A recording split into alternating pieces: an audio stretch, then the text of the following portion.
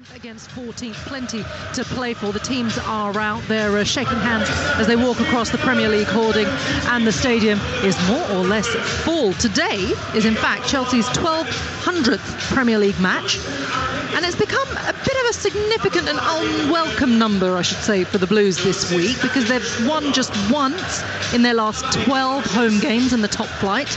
And when it comes to London derbies, Chelsea victorious in just 2 of their last 12. Brentford unbeaten in their last 12 against local rivals, which is their longest run in their history. So, can Thomas Frank's buzzing bees inflict more pain on the Blues, or can Stamford Bridge be the 12th man today to inspire this Pochettino-led Chelsea to a much-needed win? Let's find out, shall we? In the company of the former Chelsea, West Ham and Benfica defender Scott Minto and Talksport's chief football commentator Sam Matterface. Thank you, Reshmin. Afternoon, everyone. Welcome to Stamford Bridge in West London. The sun is out, the sky is blue, and Chelsea are hoping to put 3 points on the board for the first time in the Premier League here against Brentford. Parents up and down the country have been dealing with the pressures of half-term this week, pulling their hair out, coming up with ways to extract devices out of hands and entertain the kids. Well, as we reach a quarter of the way through the season, let's look at Chelsea's kids' progress report. Effort level, pretty good. They've won every Premier League game this season on expected goals. Attainment level, can do better. Recommendation, finishing school. Brentford's midterm suggests the team still getting used to life without their classroom king. Ivan Toney will be back in January, but Johan Visser and Brian Mbeumo have done OK. Only 3 Premier League pairings have scored more goals than them. Brentford have only twice all season in the Premier League won a game. Chelsea have won just once at Stamford Bridge. Something has to change, especially with Tottenham, Manchester City, Newcastle, Brighton and United to come in quick succession after this. This is a test they must pass with flying colours. Now, before we start, both sets of supporters, players and officials will pay tribute to the late, great Sir Bobby Charlton and recognise the contribution of Bill Kenwright to the Premier League.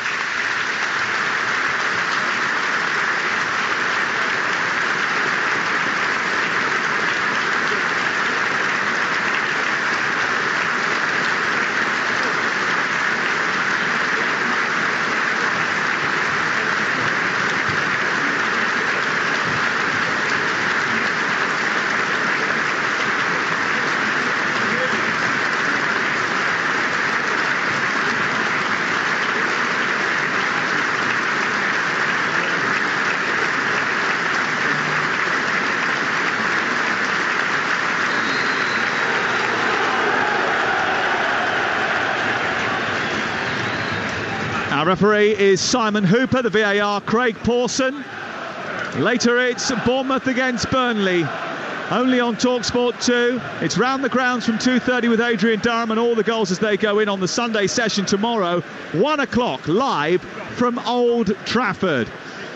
But first, the young Blues have to come through a West London exam, and we bring it to you live and exclusive on national radio right here on Talksport. Chelsea blue shirts, blue shorts, white socks, attacking the Matthew Harding stand away to our right. It's a poignant day to do that because he died 26 years ago this week, and Brentford in their red and white striped jerseys, black shorts and black socks, attacking the goal away to our left-hand side. How do Chelsea ensure that they do pass the West London exam, Scott Minto? Well, look, you mentioned about the games coming up. They're thick and fast, some very, very difficult ties in there. And, you know, on paper, this seems to be the easiest. But Brentford, away from home with a 3 at the back, the way they play, that can make it 5 at times. Very difficult, very competitive in midfield. You know, this is going to be a tough game. It's something which I expect Chelsea to keep on creating chances. So, as you say, go to finishing school is very well put. Ball is in midfield. Chelsea have it with Moises Caicedo alongside Gallagher in the heart of that midfield this afternoon. Sterling funnels it forward, looking for Cole Palmer, who tries to tuck it round the corner. It's blocked by Ayer. It goes out to the far side, the Chelsea left, and Palmer's got it again, just in from the touchline, midway inside Brentford territory. Wide on the left now is Cucurella. Cucurella comes forward, and then it's Gallagher infield towards Sterling, and Sterling across to Caicedo. Interestingly, Chelsea playing with Axel Disasi as the right back and Cucurella as the left back, and Colwell and Silva as the two centre halves. Are you surprised by that? I am surprised. You know, Cucurella has done really well. Actually, I thought he was superb last week against Arsenal at left back, but he's done very well when he's played so far this season at right back. Sorry, left back last week. Disasi can do it. I think it shows that fact actually he wants Silva and Colwell to stay as the two centre halves. We'll see how it materialises over the course of the next 90 minutes or so. Foul on this near side. Chelsea they've given away the free kick. Flecken comes out from his goal to take it. He'll move right up towards the halfway line to do so. Chelsea had the better of the game with Arsenal, but it's definitely now points that Pochettino needs, not just performances. Chelsea's midfield blend looked much better in recent weeks, but they are missing Enzo Fernandez today. We'll go through the lineups in just a second, but they're defending a free kick here, and Flecken is dropping it behind the back line, looking for Visser, headed away by Caicedo, who gets over towards that far touchline where Burmo's trying to bring it down. It's shuffled out by Gallagher. So Chelsea with Sanchez in goal, Disasi right back, Silva, Colwell and Cucurella making up the back four, Gallagher and Caicedo, Palmer, and then Sterling, Jackson and Madueke.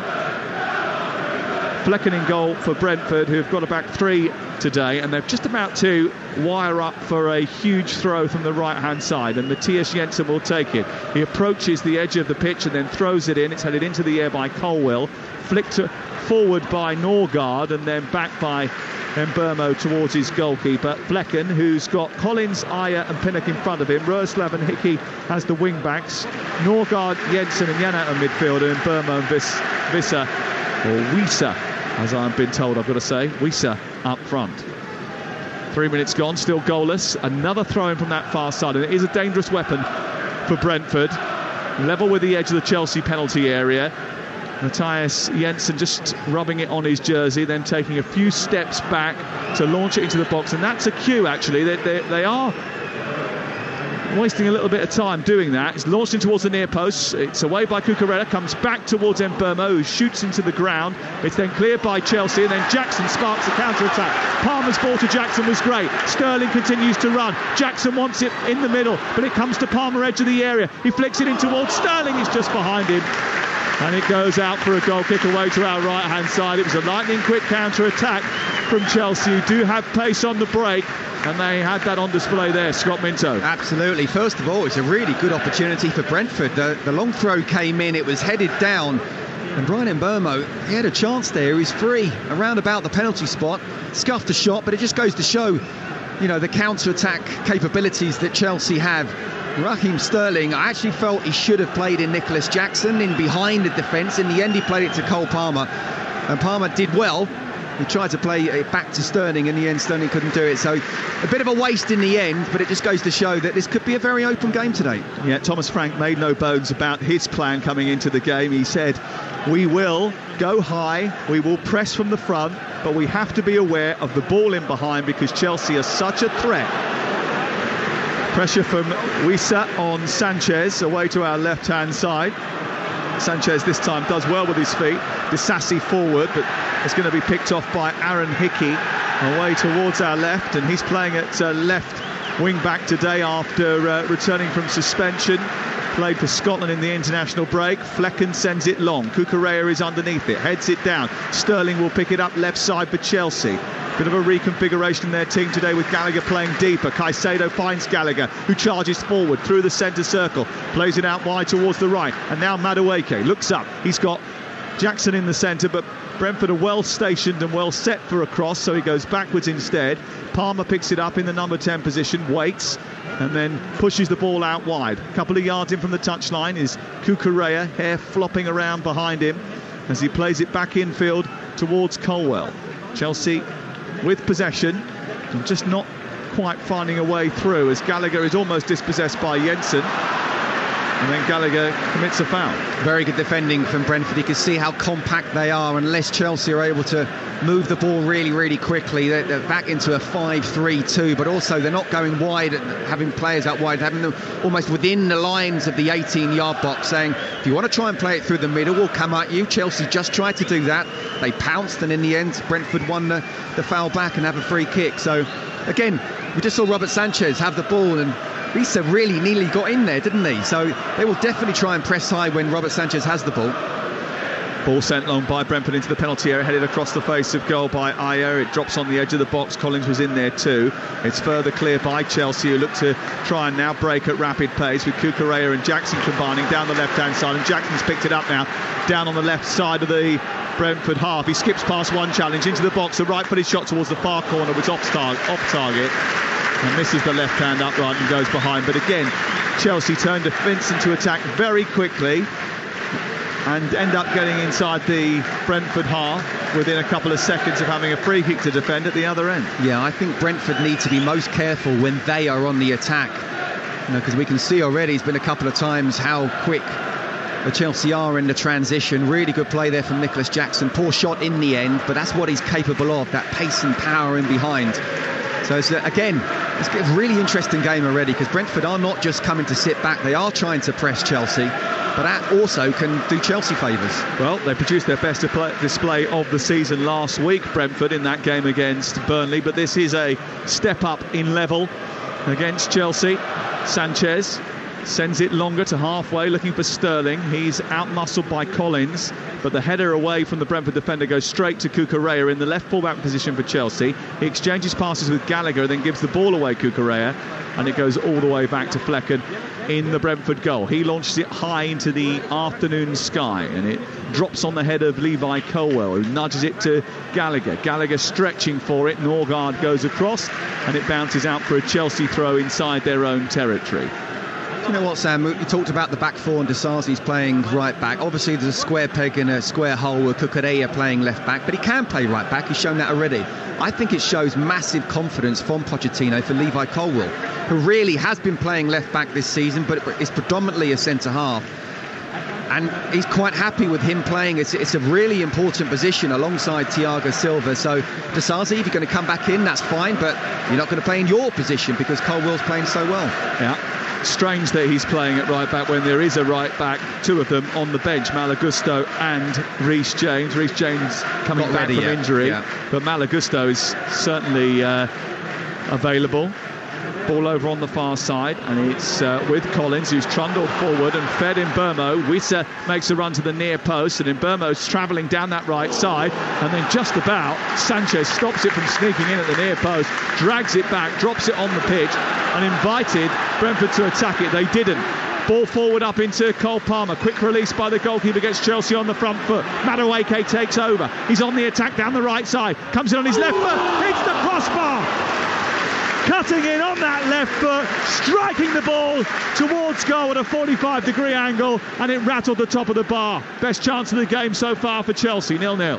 Absolutely. Again, it's on the counter-attack, isn't it? Fair play to Robert Sanchez, throwing the ball out quickly to Cole Palmer, who sees Madueke. And the Brentford defence were just dropping off, allowing him to come on the inside from the right-hand side and onto his left foot. So unlucky hitting the crossbar. He always does that as well, Madueke. It's been a trick of his for years. He loves to come in on that left foot and unleash a strike. He's got the ability to go on the outside as well. He was very good at PSV. He's just missed a tackle though, and Wissa has skipped past him, and then he skipped past Gallagher, and he's running through the Chelsea midfield. He plays it out wide, and Jensen sends it into the centre, and then it's half cleared by Chelsea. And Vissa's gone down on the edge of the D, asking for treatment. Chelsea are continuing to play on, and Jackson's got it halfway. He's twirled away from Pinnock, and he's charging forward. He's got Palmer to his left, Sterling to his right. Sterling goes across and gets hold of it, comes back to Madueke. He turns in again on that left foot, shoots, and it ricochets off a defender, Norgard, and bounces out to the far side of the right full-back position, and Roerslev will clear. Lively start, Scott. I'll tell you what, 10 minutes in, and what a game of football we are having right now. The only thing is lacking is goals, but the atmosphere is great. Both teams go going at each other. And I don't know what happened with Visa there. He just went on the floor as if he got hit, but he looks dangerous already. He's gone past a couple of Chelsea players, laid it off. The ball came in, wasn't the best of crosses. Then, of course, Chelsea back on the counter-attack again. So, you know, as I say, Brentford need to be careful about pushing on too much and then allowing the space in behind. But they seem to be wanting to go for it as well. Well, prior to last week, Brentford had been on a bad run. They've gone 8 games without a win in 90 minutes. That included losing to Everton at home. So they'll want to be careful. Here is Palmer, little flick into Jackson, back to Palmer, another little flick. Oh, beautiful. He comes inside into the number 10 position, releases Jackson into the box, right-footed, cannons off the back of Ayer, breaks to the right-hand side now. Ball picked up on this near side, and it's with Madueke into Disasi, and then back to Disasi again from Madueke. And Chelsea have possession deep inside Brentford territory, wide on the right-hand side. You're listening to Talksport. We're live at Stamford Bridge. We're right now over on Talksport 2. Leeds taking on Huddersfield over on Talksport 2 as Gallagher comes forward. It's shoveled away by the goalkeeper, and it's then further cleared by Roerslev over on the far side. Mark Wilson and Chris Awellamo bringing you commentary on Talksport 2 of that game. As soon as there's any goals, we will update you right here on Talksport this lunchtime. There's also another game in the Championship today, and Southampton have already taken the lead against Birmingham City. It's 1-0 down at St Mary's. Chelsea coming forward with Caicedo towards the edge of the area. Madueke taking over, left-footed deep towards the far post. Ayer with the header away. In fact, it was Roerslev with the header away. The ball bounces on the edge of the D. Gallagher thinks he was fouled. Simon Hooper says play on, and then he does give a foul against the Chelsea player. And the crowd get frustrated with that. No, but I think it's what Brentford need just to try and stop this pressure coming from Chelsea, whether it be on the counter-attack or even if they are set, they're still able to get balls into the box. And Madueke just coming onto his left foot, coming inside, whipping it to the far post. I don't think Raheem Sterling is going to beat anyone in the air, I have to say, but still, Chelsea definitely wanted to try and get this first goal, but as I say, to be fair to Brentford, they're not sitting back and saying, OK, try and break us down. They are trying to go for it themselves as well. 64% possession for Chelsea so far in the game. Neither of the two teams have had a shot on target as of yet. Chelsea have hit the post and bar, the corner of which was smacked by Madueke with his left foot from this near side, the Chelsea right, and it remains Chelsea 0, Brentford 0, live on Talksport. And later on we'll take you to Bournemouth against Burnley in the big 6-pointer at the bottom of the table. Both managers, Andoni Iraola and Vincent Kompany, coming under a little bit more scrutiny this week. Well, it'll be interesting to see what happens in that game. Ian Dante leading the commentary team from 3 o'clock this afternoon. That's on Talksport 2.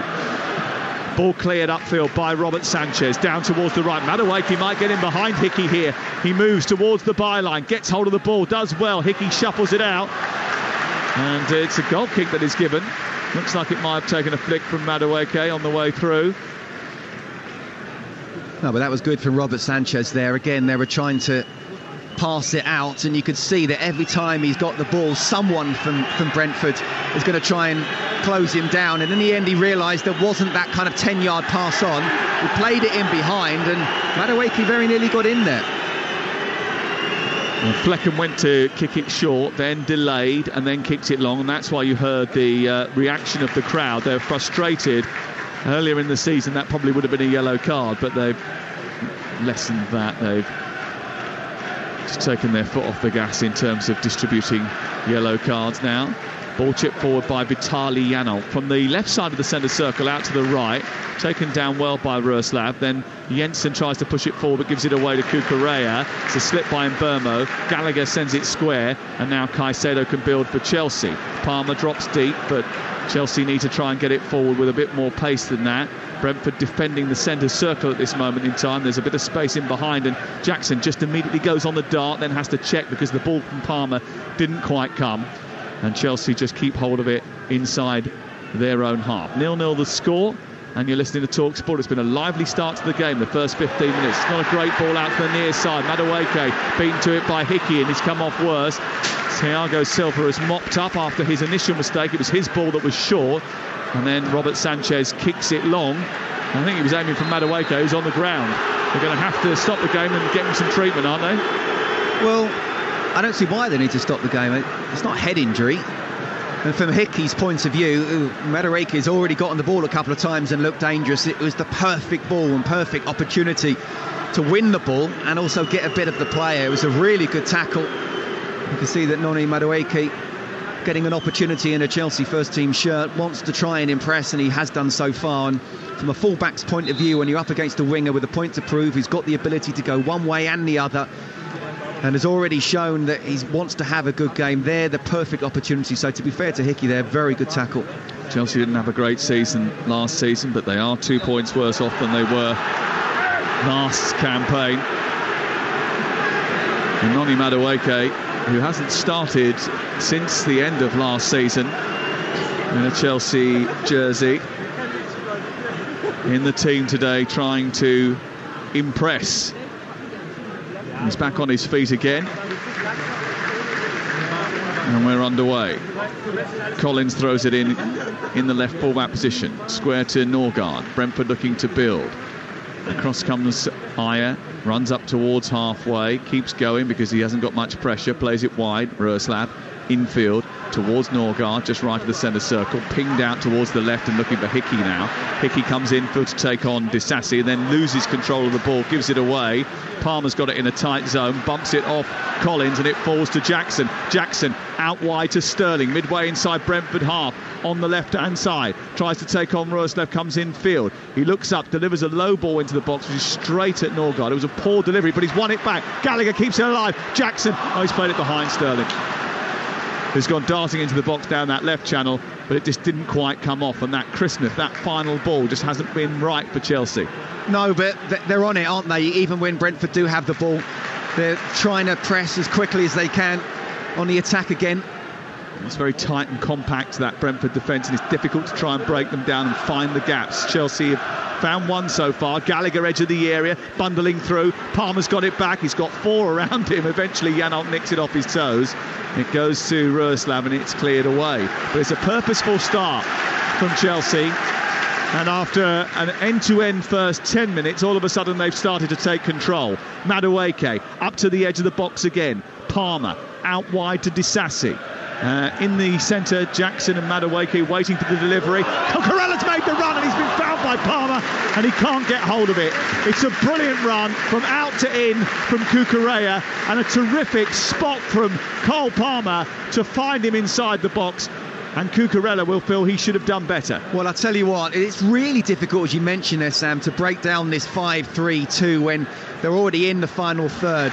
It was a wonderful run and probably takes someone like Cucurella to come from somewhere where the Brentford defenders just don't see it coming. Perfectly timed, really good cross from Cole Palmer. And yeah, on his right foot, I think it was the right thing to take it first time. He perhaps could have taken a touch, would have needed extreme composure in those circumstances. The problem is for him, it was straight at Flecken, but really good movement from him. And as you say, from a start of where both teams are going for it, Chelsea are starting to show exactly why they're the home side. Ball sent down the right channel. Across comes Robert Sanchez and picks it up before Brentford could go on the march, and Chelsea turn it over once more and they have possession on this near side. Disasi going forward, Palmer peeling off the attention of Janelt, goes into the centre circle and Caicedo. Gallagher now, the captain. Infield it goes to Caicedo. Now Raheem Sterling, bit of grass to run into. Skips past Norgard, skips past another challenge, lays it off. It'll come to Madueke here, who cuts in, plays it to Palmer. He pokes it to Sterling, right side of the area over the bar. Good chance for Chelsea, another good chance, and they're just starting to open Brentford up a little bit with some quick, inventive passing. And when you are playing against a compact defence, that speed of movement of the ball is oh important, and certainly they've done it again there. Absolutely, what you need is 1-2 touch passing, playing the ball quickly, but you also need that movement off the ball. We have to mention, we've talked about Cole Palmer before the game. He is absolutely pulling the strings in here. It's not really a 4-2-3-1, it's more of a 4-3-3 with Conor Gallagher pushed up as an 8 in the way that Cole Palmer is as well. But he's also playing sometimes as a 10 just off Nicholas Jackson. And as I say, he is pulling the strings. Really good pass there to Raheem Sterling, who has to hit the target. Colwell goes out and bullies Jensen. Brilliant.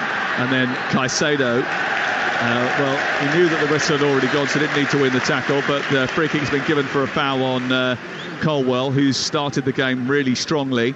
Here is Conor Gallagher, just in front of the halfway line for Chelsea. Infield it goes to Caicedo. Brentford just got to concentrate here because they're finding themselves being prized open too often. Here is Disasi. He's got space in field for Palmer. Palmer releases Jackson, edge of the box. Little back heel, doesn't quite come off. Brentford stretch and get it away, but it's going to be Chelsea who win it back, and they keep it inside that final third, putting more pressure on the Brentford defence. It's Palmer once again, plays it to the left. Cucurella, there's space out wide for Sterling. Sterling now approaching the box. He goes infield and then waits and then flicks it over the top. Palmer's made a good run, couldn't quite get it under control first time.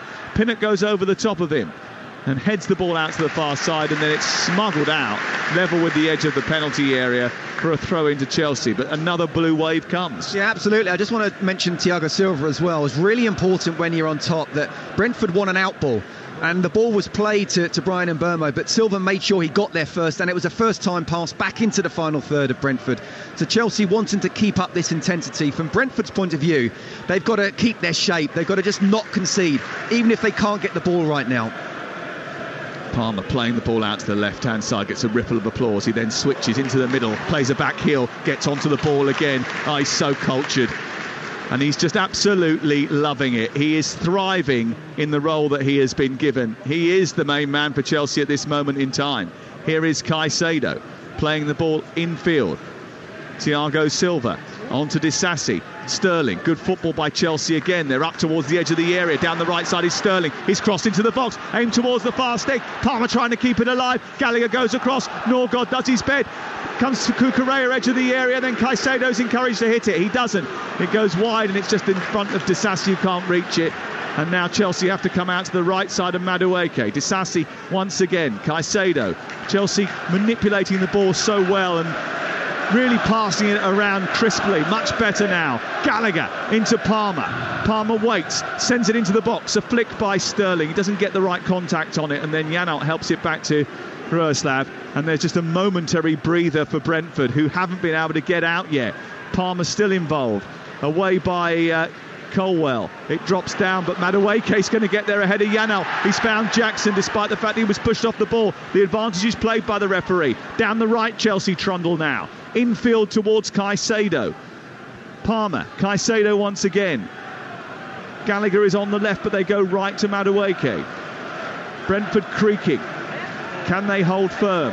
Palmer chips it into the box. Sterling is pushed to the floor, and then the referee says no penalty. Wow, I think VAR may get involved here. Although, is it a clear and obvious error? I definitely think it's a push. It's a really good run again off the ball. It's another really good pass from Cole Palmer, who is just bossing this game right now, loving the role that he's playing, not just being out wide. He can play central here, but he's almost right of central. So he's coming in on his left foot, and it's not going to be a penalty. Nope. VAR has checked it. Referee has said play on. It would have been soft, according to our producers back in the studio. We don't have replays here. We do have monitors showing us the game as it's happening, but because we're in the heart of the Chelsea support, I suppose, at the back of the East Stand, we can't see replays. They're cut off as soon as they show them on the television. So and producer Keelan's an Arsenal fan, so I'm not having what he's saying. You have to trust him to be impartial on days like this. Don't be so biased. Well, he's just ruined that by what he's just said in my ear. Here is Vitaly Janelt. Takes the ball over the halfway line. You're listening to Talksport. Sam Matterface, Scott Minto, Respin Chowdhury. We're here live at Stamford Bridge. The ball is on the left-hand side, and it's collected by Brentford's Aaron Hickey. Wissa's getting involved, and a rare foray now for Brentford inside the Chelsea half. Wissa plays it towards the edge of the box, or next to Norgard. And then out to Hickey in the left wing position once again. Gallagher shuffles across. Chelsea keep it at arm's length from their penalty area. as Collins tries to tickle it down the touchline. It was a poor ball, really, and Disasi will see that back to his goalkeeper, who's immediately under pressure from Mbeumo, but he deals with it well, and it's high up over the halfway line. And Pochettino is desperate for his team to get involved. He's jumping up and down like a loon. Free kick given against Chelsea. Thomas Frank is also getting a little bit irate. The fourth official, Graham Scott. Of course it's Graham Scott. It's always Graham Scott. I swear that's all he does. He's just trying to keep order. It's Chelsea 0, Brentford 0 on Talksport with Now. And don't forget, with Now you can stream all the Sky Sports action like Wolves Newcastle live today for $11.99. No contract. Search Now Sports. This is Talksport. Just in case you missed that, search Now Sports.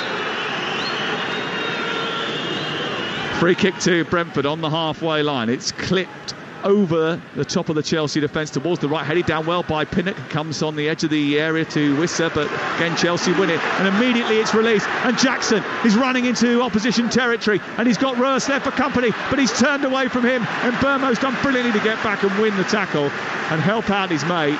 And if he hadn't have done that, then Jackson was away. Do you know what? That's absolutely brilliant play from Bryan Mbeumo, helping out his defender there. Nicholas Jackson, first of all, showing his pace again to run the channels. The way he turned was honestly like a ballet dancer, and looked like he was going to really go at the Brentford goal. But Bryan Mbeumo showing fantastic pace and awareness and willingness to work for his team. Fantastic tackle it was from him. Wayne Rooney's start as Birmingham manager is going from bad to worse. They're 2-0 down to Southampton. Carlos Alcaraz with the second of Southampton's goal. And they lead by 2-0 now down at St Mary's this lunchtime. It's still Leeds United have just scored in the last few seconds. Leeds have gone in front, Huddersfield. Daniel James with a goal for Daniel Farke's team. Leeds 1, Huddersfield 0. That game is live on Talksport 2. If you want to listen to it, you can. Pretty easy. Just download our app and you can flick between the two stations. This is Levi Colwell for Chelsea in possession. He's run 50 yards with the ball, then he slipped it down the left for Jackson. Jackson out to Cucurella, whose cross into the box wasn't good enough. It's headed away by Ayer, and it's out towards the far touchline, but Chelsea recover, move it back infield. Gallagher now, just a couple of steps forward, plays it right, collected by Caicedo, and the pressure continues. Disasi, Madueke wide right. Chelsea 0, Brentford 0, 28 minutes gone. And again, I suppose Chelsea will say they've created a lot of opportunities. They've hit the crossbar, they've hit the post, but they haven't got the goal. No, and when you're on top, you want to try and get that goal, and it will certainly be a psychological blow for Brentford. For Brentford's point of view, as I said before, just got to try and keep a structure as much as possible, keep a clean sheet so far, and hope that they will get some chances at set pieces. I think they will, to be honest with you, so we'll see whether they can take advantage of that. But at the moment, just hang in there in this game. It's all Chelsea. Chelsea are, under Pochettino, though, Scott, are used to dominating games. Only Manchester City average more possession than the Blues this season. Their XG has always been higher, hasn't it, against their opposition as well? Yes, I mentioned it earlier. They've won every single Premier League game on XG. If only that was the defining metric, eh? It's not, I'm afraid. Chelsea missing chances has been the narrative of the season, with good reason. They've missed 18 big chances, and they've hit the bar or post now 6 times this season.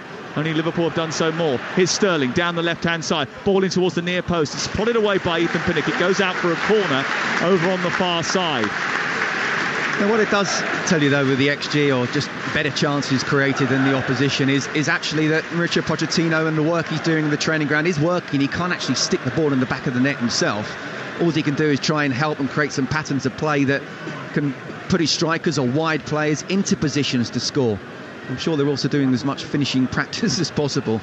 But as I say, playing performance-wise, I think they've been more than okay this season. Gallagher to take the corner kick. It's in towards the edge of the 6-yard box. It's a collision involving Colwell. Goes to ground as he tried to head it.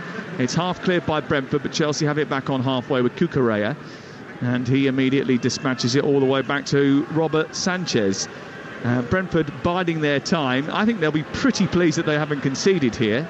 Absolutely. Chelsea have really gone at them with high intensity, created chances, as you say, come close a few times. So Brentford should be delighted. Thomas Frank, who's down on the touchline, celebrated 5 years in charge last week. He may look like a member of the Rolling Stones, but he's an incredibly astute football manager. But he might be getting angry with the way his team are functioning at the moment. Here is Gallagher out towards the right-hand side, on to Disasi, into Gallagher once again, down by the byline. He keeps on his feet and then slips over the ball and goes behind and away for a goal kick. New ball today, by the way, well, yesterday. Bright yellow now, because the clocks are going back tomorrow. Is that right? So we changed the ball between now and March, and then we go back to white when the clocks go forward again. Why? So it's easier to see under the glare of the floodlights, because we use them more often during this period. It's not snowing. Here is Palmer down the right for Jackson into the penalty area. He's trying to hold off Pinnock here, and he does brilliantly, because Pinnock just wraps his foot around the back of Jackson and nudges the ball out for another corner for Chelsea. Well, Ethan Pinnock, I think, has had a wonderful season so far for Brentford, but boy, is he in a battle today. Nicholas Jackson has already kind of out-muscled him a couple of times. He did really well there just to make the tackle, but as I say, I really like Nicholas Jackson. I want to see him in a Chelsea shirt as many times as possible. Gallagher short to Palmer, wide on the right in front of the Matthew Harding stand. Chelsea switched round by Brentford in the opening exchanges here. He kept hold of the ball, then flicked it off Mbermo. It's out for a throw-in down on the right side. He throws it in quickly to get it moving at pace into Caicedo. He's got space to run into, but goes left to Cucurella. Chelsea in possession in front of the centre circle with Thiago Silva. Out wide to Palmer once again. He seems to have a magnet in his boots because they keep giving him the ball. Sterling takes over, clips the ball forward, too heavy with his delivery, and out comes Flecken on the edge of his 6-yard box, collects it, and will clear 0-0. Yeah, not a great ball from Sterling. A clever play by coming in off the wing, and Cucurella can look after that left-hand side, but if he does get on the ball and he does look up, he should see there's no one at the far post there, so try and play a better ball into the box, or just keep it going around, to be patient, because this is a very, very resilient Brentford side. Chelsea 0, Brentford 0 on Talksport with Super 6. Predict 6 correct scores from this weekend's action, and you can win 250 grand without spending a penny. 18 plus terms and conditions apply. Remember that Ali McCoist and Ireland legend Andy Townsend back together on Monday morning, 6 a.m. And Jim White, Simon Jordan and Martin Keown follow that at 10 o'clock. Always a good listen with Martin. Ball on the halfway line. Sterling down the left-hand side, bounding at pace. He's got Jackson for support, but his ball wasn't great. Again, it was just not accurate enough from Sterling. He's got to hit the marks there. No, he has. I mean, look, he's running at real pace, and it's almost eye of a needle there. Nicholas Jackson trying to hold back a little bit. But again, just got to keep asking the questions. Chelsea asking a lot of questions at the moment. They just haven't managed to complete the answer.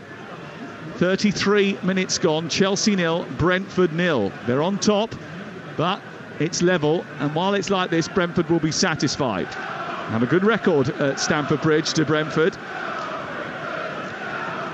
And they are a successful underdog. They don't mind being the underdog. 9th last year, a side with a playbook that helps them punch above their weight.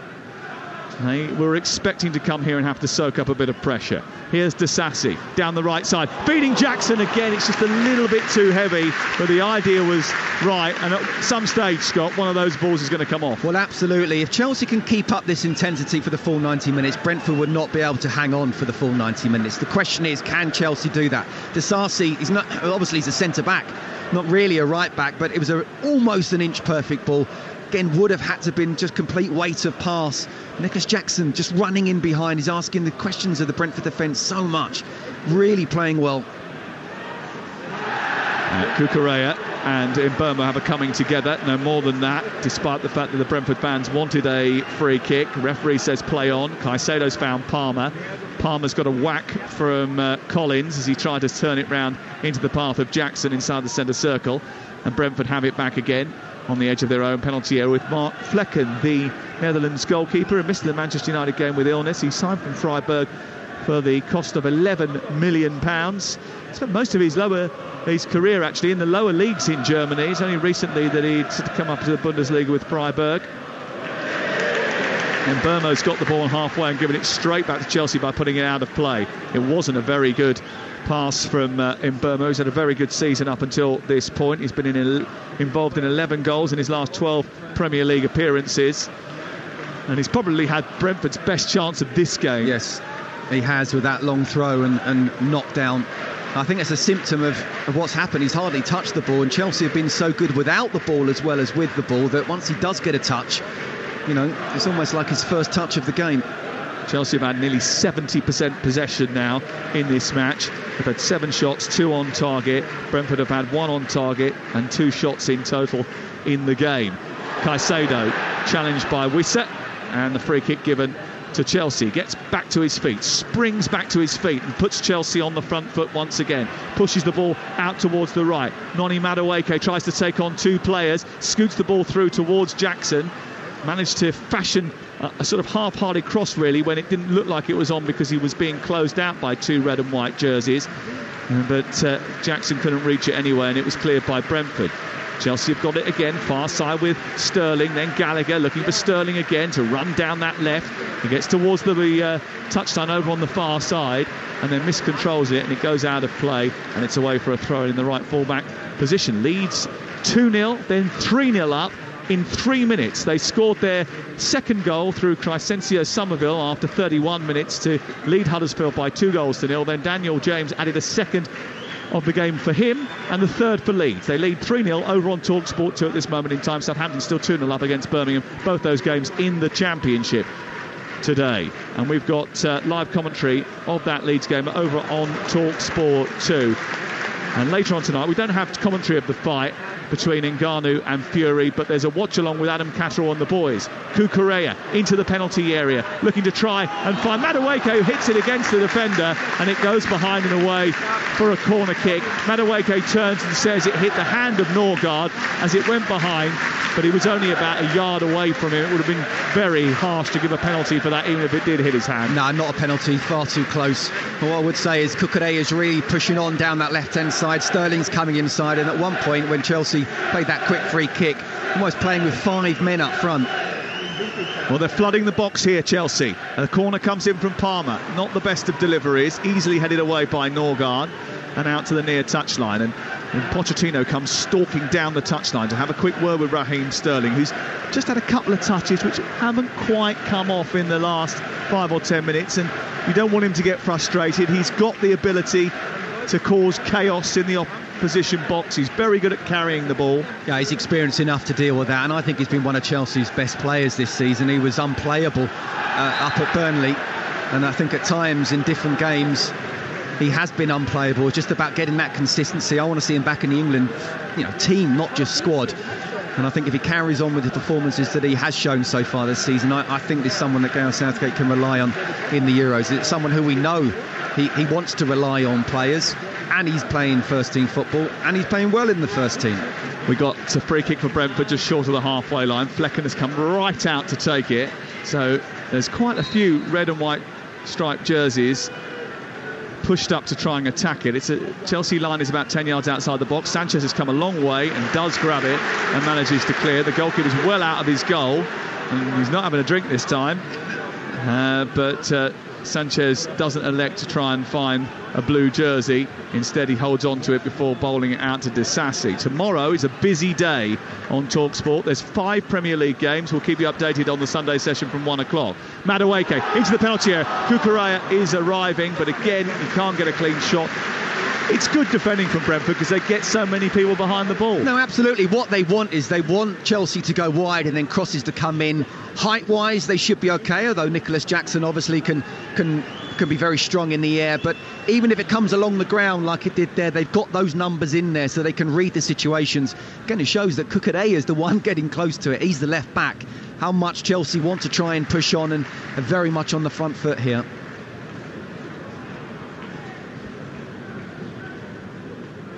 Chelsea trying to defend here as the ball's played forward by Brentford, cut out initially by Colwell, but comes back via Mbeumo to the right side. The cross from Roerslev joining on the edge of the box. Aaron Hickey chests it down. Always a heavy touch.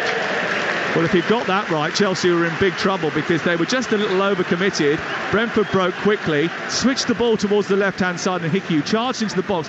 But as he chested it down, he got too much on it and pushed it too far in front of him, and it went out of play for a goal kick. Because he was sprinting to get there in the first place, he wasn't able to slow himself down, and therefore the ball came off his chest far too much. But that's a little wake-up call for Noni Madueke. He's got to track back. He's been very much going forward, throughout the whole of this first half. But at times, if he does have to track back, he should do. He was half a yard off him there. Yeah, well, Brentford have weathered a bit of a storm from Chelsea, and they've come through it unscathed. 0-0 the score, 41 on the clock. Talksport tomorrow. Sheffield Wednesday, Rotherham is not on UK TV. It is on Talksport 2. You might want to tune into that. Here come Brentford down the right-hand side, and Burmo bursting into a right-wing position. A cross which is deflected behind by Levi Colwill, and it's going to be a free corner kick over on the far side to Brentford. These are the opportunities if Brentford are to score and get something out of this game. If not a draw, then maybe even a win. We know that set pieces, how dangerous they can be. Take the time. The ball coming in needs to be right, and then if they don't get it first time, win those knockdowns. Chelsea have got to be careful. Brentford so effective from set pieces. Aya and Collins at the back post, wearing those Brentford shirts, being marshalled by Cucurella and Madueke and Colwell. It's short to Janelt, who tees it up to the edge of the box, and Roeslav goes all the way back to his goalkeeper. And the Brentford fans are like, "Hey, what are you doing? They've taken a corner and passed it back to the goalie." I think, to be fair to them, it was a worked training ground corner kick where, when the ball was laid back, it was meant to go into, I think it might have been Janelt, and it didn't. It was played to the side, so it ended up going even further back. And once you're a defender and you're already worried about the transition that Chelsea can do, just keep it safe.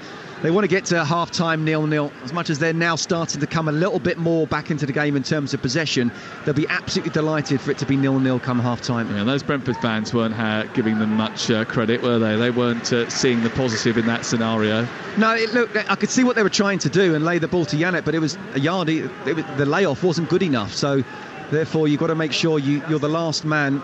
Don't mess around with it there, and that's what they did. Chelsea have it in the right full-back position as we approach half-time. 2.5 minutes to go before that juncture, and it's poor by Caicedo giving the ball away. Gallagher wins it back and tidies up for his teammate, and then drags the ball up the field. Good run by him. He's got Cucurella to his left-hand side, joining the attack now, and he does so at pace. Sterling and Jackson in the centre. The cross comes in. It's headed away by Roeslav. And then Caicedo wins it back again. He was dragged to the floor there. Free kick to Chelsea. 6-yard plaque from the edge of the D. Well, again, another good counter-attack. Cucurella bombing on down that left-hand side. He had opportunity to look up, and again, the crosses come in. It's what Brentford want. You have to beat the first man, or at least cut the ball back. He didn't do that, but still Chelsea very much again on the front foot, getting the foul. 30 yards out, a little bit right of centre. Might not be as big as that. It's about, I'm going to go 27. Okay. Can we say 28 and a half? But it is right of centre, perfect for the left footer, and immediately Cole Palmer says, I'm having this. He walked straight up to it. Disasi is just close to him as well. Gallagher is there too, but it's Palmer who shoots towards the near corner, and it hits the stanchion at the back of the goal. I think it's going to be it's going to take some strike to beat Flecken from there. But again, I like the responsibility. We talked about him, didn't we, pre-match, about how he wrestled the ball off Raheem Sterling last week to take the penalty. He wants to be Chelsea's main man, and I love that. Well, they've had a lot of chances in this first half, Chelsea, and they've hit the junction of crossbar and post thanks to Noni Madueke. But so far, they haven't breached the Brentford goal, and it remains goalless. Brentford have had one or two forays at the other end, but after a bright start, it's been all Chelsea, really. Disasi on halfway. We've got literally 30 seconds before the break on Talksport. Caicedo, just short of the centre circle, plays it forward to Palmer. Palmer with his back to goal is being tracked by Nathan Collins, who's following him everywhere. He's got to go all the way back to the goalkeeper here now, Cole Palmer, because Collins has been following him from the halfway line. Collins is now miles out of position. Chelsea might be able to take advantage of that. Gallagher, he's got Thiago Silva to his left. Chelsea deep inside their own territory right side. Gallagher again picks it up, looks up, plays it wide. Disassi, Palmer. Graham Scott about to put on 2 minutes at the end of the first half. Chelsea have given the ball away on halfway, and Burmo trying to run through Levi Colwill, who does brilliant, just comes across, stands his ground, wins the ball back. Good defending. Played well, Levi Colwill. Problem for Matthias Jensen, who's gone down on the halfway line, and the referee stopped the game 20 seconds into stoppage time. And Jensen looking as if he's in a spot of bother, needs maybe a little bit of treatment, and that is the cue to quite a lot of Chelsea supporters to leave their seats and go down and get their half-time pie. Absolutely. I think it's only a minute and a half before the referee will blow for time, and look, I think it's been a very good first half performance from Chelsea. As we've said quite a few times this season, they've been the better side, but I think fair play to Brentford for holding on in there. Not in any way suggesting that Jensen's gone down to try and run down the clock, because I'm sure the referee will add to it, but these kind of stoppages will definitely help the away side more so than the home side.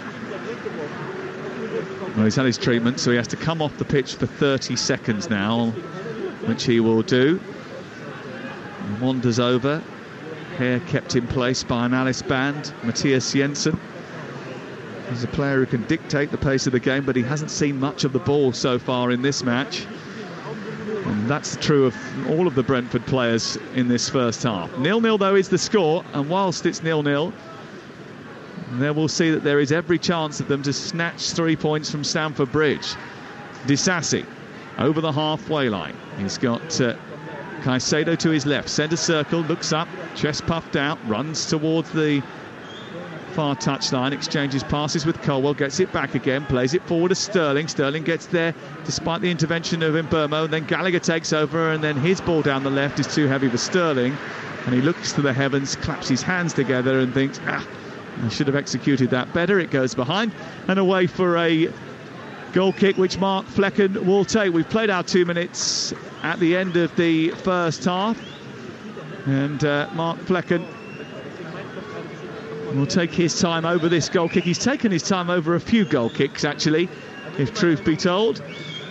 He's still waiting for him to take it, and he shoots it upfield, out towards the right, looking for Ayer, who springs but goes straight out of play. And it's away for a throw into Chelsea inside a half-empty West Stand now, because it's half-time cup of coffee. Maybe one or two libations, you never know. We still have Bovril. I think they do here. Yeah, I think they do here. They do at most grounds. It's Winterball. Yes, yeah, Winterball and Bovril. Well, that's what it's all about. Sanchez coming out to the edge of his penalty area to get involved in something he had no need to get involved in. So Thiago Silva just took charge and said, get back in there. Chelsea have won just 4 of their last 20 Premier League home games, so frustration is a constant emotion at Stamford Bridge. They'll be pleased they aren't behind, but they should be in front. They've had a number of chances. They've hit the post through Noni Madueke, and they've had a number of opportunities for both Sterling and for Cole Palmer in that first 45 minutes that they haven't managed to convert. It might be the same old story. Pochettino will hope not. At the break, it's Chelsea 0, Brentford 0. Sam Matterface, thank you very much. Yes, everyone's off for their half-time bother. All the players are heading down the tunnel, which is sort of directly below us, but a few stands down, I should say. A few rows, possibly. I've got Scott Minto alongside me. Yeah, I guess as Sam said, it's a frustrating sort of first half for Chelsea, but is it more in keeping with the way that they've been playing recently, sort of building, it's coming? No, absolutely, and I think Mauricio Pochettino will be saying at half-time, look, in terms of performance, we've kept knocking at the door. We play with high intensity. We've done really well both with and without the ball. Brentford haven't really had too many opportunities themselves. Just got to keep on doing exactly the same. I do wonder whether, and you think about sort of possible changes, the only change I would even consider making right now, and he probably won't do it at half-time, but bring on Reece James. You know, Disasi's a centre-back playing at right-back. I think Reece James, if he's fit enough, you want him on the pitch anyway, but we know how good he is going forward. But in terms of the creativity, they've created chances against Brentford, and Brentford have really held out. We knew how well organised they are, how difficult it is to play against, especially when they go to 5 at the back, and it has been a 5 rather than a 3. So fair play to Brentford for keeping the clean sheet so far, but Chelsea have been the better side. Just got to keep on doing what they're doing and hope that Brentford tire in the second half. Yeah, because they have grown into it in the first half, and that, the longer it goes on, this whole, the opportunities but not actually putting the chances away, surely Brentford will grow in confidence with that. Well, they will. I still think right now Thomas Frank will take a 0-0 come the end of the game. But if it stays 0-0 with, say, 20 minutes to go and there's some misplaced passes from Chelsea and the crowd start to get a little bit nervous, then maybe Brentford can gain more confidence and say we can go and get 3 points like we have the last couple of times at Stamford Bridge. But I do think this is a different Chelsea now, and I think they're playing very well. Cole Palmer was pulling the strings for the first half an hour. He was superb. Raheem Sterling's getting more and more into the game. He's coming inside. Kukureya is bombing on down the left. Very good in transition, aren't they? Absolutely. Incredible in transition. Absolutely, and that's probably their best way of scoring, where Brentford have the attack and then suddenly Nicholas Jackson can get involved with Cole Palmer and Kukureya, and that's where perhaps feel that a Reece James on the other side can bomb on as well and be even more dangerous. But, in terms of the attacking players, I certainly wouldn't change any of them right now. Yeah. OK, well, half-time at Stamford Bridge then. It's Chelsea 0, Brentford 0, and the second half is coming up after this. Game day exclusive on Talksport with Now. Stream all the Sky Sports action like Wolves versus Newcastle live today for $11.99, no contract. Search Now Sports, 18 plus, stream via internet, terms apply. Y'all ready for something new? Just eat. Oh, you thought it was just burgers and fries. They got more flavors than you tasted or you heard in your life. Yummy. And it ain't only restaurants anymore. We can go bananas at the grocery store. I'm a bad girl, but my takeout better. What you need, dude? I could cop a taco platter. And my sushi train is on loop. When you're this slick, what you gon' do? Did somebody say just eat? Running low on rule plugs? Going through cutting discs on the double? With Screwfix Trade Bulk Save, you can get up to 10% off the stuff you use the most. Buy more and save more on thousands of products. From everyday essentials like sealants to switches and sockets. And with Click and Collect, you can get what you need in as little as 1 minute. Shop now on the app at screwfix.com or in store. Screwfix, the choice of champions. T's and C's apply. Visit screwfix.com for full details. Reckon the £100 million Wonder Kid will pay off? Heard that rumour about their striker. Can't wait to see what the pundits make of that booking. Looking forward to the match report on this one. When it comes to football, never miss a story. From news and opinion to interviews and gossip. Get the best coverage at thesun.co.uk. We all fantasize about our perfect home. Sipping a morning coffee out on the terrace. Good morning, Mr. Squirrel. Morning. The kids building a treehouse in the garden. I'm living my perfect childhood. But come on, this isn't real. Listen, if you're serious about making your fantasy a reality, find out what your home is worth instantly with a free online valuation estimate. Get real about moving. Get on the market. Most common time to obtain an online quote between 1st of June 2022 and 30th of September 2022 is under 3 minutes. Excludes Northern Ireland. You'll only remember that sound if you're from the 90s, a time when the World Wide Web was still taking off. Dial-up was the thing, and McDonald's started cracking only free-range eggs, fresh every day, to use in all our McMuffins. It's just one of the little changes McDonald's have been constantly making to the way we source our food over the years. McDonald's. Change a little, change a lot.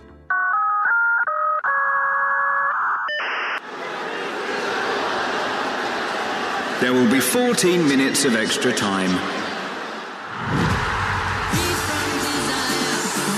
With Betfair's new 90-minute payout, you don't have to wait for the final whistle to celebrate, because your winning bet will be paid out in full at 90 minutes.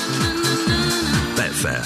Applies to match odds 90 market or markets with a 90 icon. Sportsbook exclusive. Terms and conditions apply. 18 plus. BeGambleAware.org.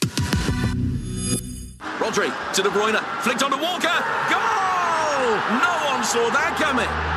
Or as we say in Japan, no warutaka wa tsume o kakusu. The smart hawk hides its talents. For taste beyond expected, Asahi Super Dry, official beer partners of Manchester City. Enjoy responsibly. Visit drinkaware.co.uk. First kick of the day. The Weekend Sports Breakfast. Tomorrow morning from 6 on Talksport with Tony Cascarino and Natalie Sawyer. First Light football, fixture talk and full flavour fan food. With big game previews. Big name exclusives. And qualifying comment from the nation's destination dawn chorus of Cascarino and Sawyer. Unequivocal, qualified comment and concentrated club talk. On the Weekend Sports Breakfast. Pitch perfect and ready to play. Tomorrow morning from 6 on Talksport. Stamford Bridge, I'm Reshmin Chowdhury, I'm alongside Sam Matterface and Scott Minto at Stamford Bridge. It is Chelsea 0, Brentford 0 in our lunchtime kickoff. Over on Talksport 2 in the Sky Bet Championship, it's Leeds 4, Huddersfield 0. And also in the second tier, Southampton are leading Birmingham City 2-0. Wayne Rooney staring a third defeat in the face. What can he do in the second half? Also in the Cricket World Cup, New Zealand are chasing Australia's target of 388 in the World Cup. And in front of TalkSport's Guy Swindles. And they're not making a bad fist of it, New Zealand, but they are now 331 for 7. And we've come to the end of the 45th over. That means that they require another 58 from just 30 balls with just 3 wickets in hand. They reached the 40th over on 292 for 5. Exactly the same score as Australia were at exactly the same stage. But in the 41st over, they lost Rachin Ravindra for a magnificent 116. And since then, the Aussie bowlers have put the screws on. So at the moment, Australia favourites to win this. Great match, though. New Zealand 331 for 7 after 45 overs. Guy Swindles, thank you very much indeed. This is, of course, Game Day exclusive on TalkSport. We're going to continue to look ahead to this weekend's Premier League action with Super 6. The TalkSport Match Predictor with Super 6. Play for free. Predict 6 correct scores for the chance to win £250,000. Get your entries in by 3 p.m. today with Super 6. 18 plus terms and conditions apply. Each week we'll be discussing games that are featured within Super 6. For those of you that aren't familiar with Super 6, it is a free-to-play football game where you can win huge jackpots through your own knowledge. Simply predict 6 correct scores to win the jackpot. This week it is £250,000, and even if you don't manage to get 6 correct scores, there are more ways to win with a guaranteed 5k up for grabs every single round if you get the most points and plenty more. Scott, we're going to run through the final 3 games on the list. We're going to start with our exclusive TalkSport 2 commentary match today, which is Bournemouth against Burnley. Well, I'll tell you what, this is a really tough one to call because both these sides have been pretty poor, and to carry on playing like this will be in the relegation or around the relegation zone come the end of the season. So I honestly, this is the one where I wasn't sure what to pick. I just feel that Burnley have been really poor. They were really poor last week against Brentford. They're still adjusting to life in the Premier League in terms of the style of play that Vincent Kompany wants. But with Bournemouth, look, we know that Andoni Iraola is very much under pressure, but I think this could be their first win of the season. Had a really difficult start. The last 2 games have not been good enough. I think they'll step up at home. 1 goal will win this. I'm going for a Bournemouth 1-0 Bournemouth 1-0. Well, both of these sides really could do with a win, couldn't they? Over 400,000 are also siding with you, Scott, and your prediction for Bournemouth to pick up their first win of the season. Meanwhile, Arsenal are up against Sheffield United. What is your Super 6 prediction for that one, Scott? The scoreline I'm going for is pretty conservative because you would think it would be a comfortable Arsenal win, but I do think the Sevilla game, as well as they did coming away with all 3 points in the Champions League, would have taken a little bit out of them. Yes, it was on Tuesday, but I still feel that Arsenal at home against the Sheffield United side that, I mean, they're obviously struggling. There's another manager who's under pressure, which I think would be really harsh if he was to lose his job. But they've been in the game most of the matches so far this season, and I think they'll give it a real good go. I think they'll be difficult to break down. I think Arsenal won't quite be in top gear, but they'll still be more than good enough to win.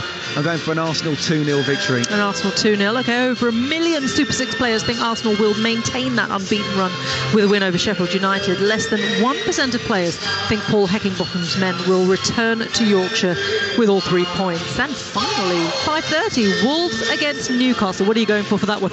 Yeah, we touched on this earlier, didn't we, about how the combination of Newcastle, as well as they did last season getting into the Champions League, dealing with with the Premier League and the Champions League on a regular basis, and this type of game against a Gary O'Neill's Wolves side, who obviously went to Bournemouth last week, got 3 points. Don't care what he says, he would have loved that one for sure. But they're playing really well and doing really well so far. So I think this is a tough game for Newcastle, both physically recovering from midweek, but also mentally as well. Another game straight after a big game where Wolves will be at it. I'm going for a 1-1 draw. A 1-1 draw. Okay, well, over 150,000 entrants are expecting a draw in this one as well. Thanks, Scott, and thanks to Super 6. Don't forget, on Super 6, they've set up their very own Talksport League. You can sign up on the Super 6 website or app using the code TALKS6. That is TALKS6, TALKS6, where you can also win £100 for topping the league every single round. And remember, get those predictions in by 3 p.m. today. 18 plus. Terms and conditions apply. Okay, following up. Talksport Match Predictor with Super 6. Play for free. Predict 6 correct scores for the chance to win £250,000. Get your entries in by 3 p.m. today with Super 6. 18 plus. Terms and conditions apply. Following us, it's Adrian Durham taking you around the grounds in the Premier League and EFL and beyond. He is at the Emirates today for Arsenal against Sheffield United. Adrian, how are you doing?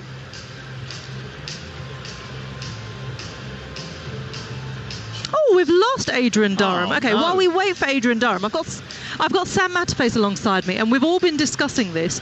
Something you mentioned in commentary when we talked about halftime drinks and whether there's a Bovril handy for any fans, and you mentioned a libation. Yes. And I'd like to think I'm, educated. All right, educated-wise. I think all of us are. More educated than me, yeah. Well, I don't know about that, but I think, I know things. Don't know a lot of things, but you didn't know libation, I did not know what a libation was. But you've Googled it now, haven't you? Yeah, there's plenty of things that come up. You get it now, don't you? You understand what it is. Well, yeah, it's a drink poured out as an offering to a deity, according to the dictionary.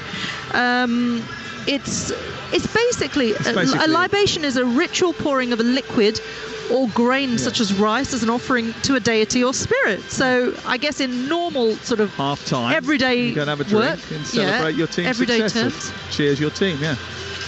Okay. Got it?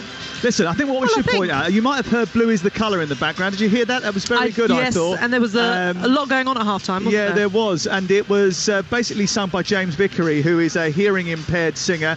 And behind him were the deaf and signing choir, Unify and Hands for Voices. They were making history this lunchtime in a heartwarming British Sign Language performance of Chelsea's famous club anthem. So well done to them. There's a big campaign about that today, supported by Cadbury Fingers. Well done to Chelsea Football Club for that as well. There were some Cadbury Fingers when we were coming in, weren't there? On the main desk as we were coming in with the guys. Hey? Yeah, I saw Cadbury's Fingers. Oh, no, I didn't see those. I didn't eat one, they were just there. Right, but... Too busy worrying about the libations. Yeah. God, I feel like I was today years old when I found out what a libation was. Right. What about Adrian Durham? I believe you are at the Emirates for us now for Arsenal against Sheffield United. Did you know what a libation was? No, still don't. Yeah. Is Sam Don't be so miserable. Do you know what? You've had too much of Sam, haven't you? After last night as well. Scott and Minto and I were saying that we think Sam just picks out a random word from the dictionary every week to bring it into commentary. Well, that does happen, of course it happens. Yeah, doesn't Everybody it? knows this, yeah. It's Sam's thing. It's Sam's thing. Right, the players are heading out, Adrian. Very quickly. Yeah, exactly. This is the part where the producer says, "Okay, bye to Adrian." Very quickly. I'm miserable because I'm reflecting the mood of the Gooners, who are looking up at Spurs, 5 points clear at the top of the table. It must be so difficult. And Reshman, you're going to love this. Go on, tell me. Spurs at this stage, after 10 games, have a better record than the Arsenal Invincibles had after 10 games. So there you go. Oh, that is juicy, isn't it? I love that. The Adrian, new Invincibles. I don't think we're going to do that, but let's see how far we go. Adrian Durham, we'll speak to you later on. Adrian follows us here at Chelsea against Brentford. Currently goalless. We're about to kick off the second half, so I'm going to hand you back. Scott Minto's here, but first, Sam Matterface. He absolutely loves that one. We were talking about it last night after the game. We're underway at the start of the second half. Tottenham top of the tile at this moment in time, 5 points clear at the top of the table after last night's performance. They beat Crystal Palace. We're back at Stamford Bridge, and Chelsea shooting from right to left in the second half. Blue shirts, blue shorts, white socks, 0-0 the score, and it's red and white shirts for the visitors. Brentford, black shorts attacking the Matthew Harding end away.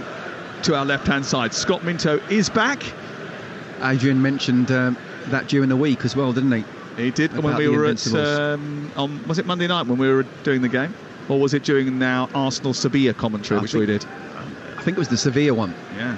Well, it was a good game actually, and Arsenal played well in Seville. They've got Sheffield United later. Arsenal is Adrian is based there. Don't call him Arsenal.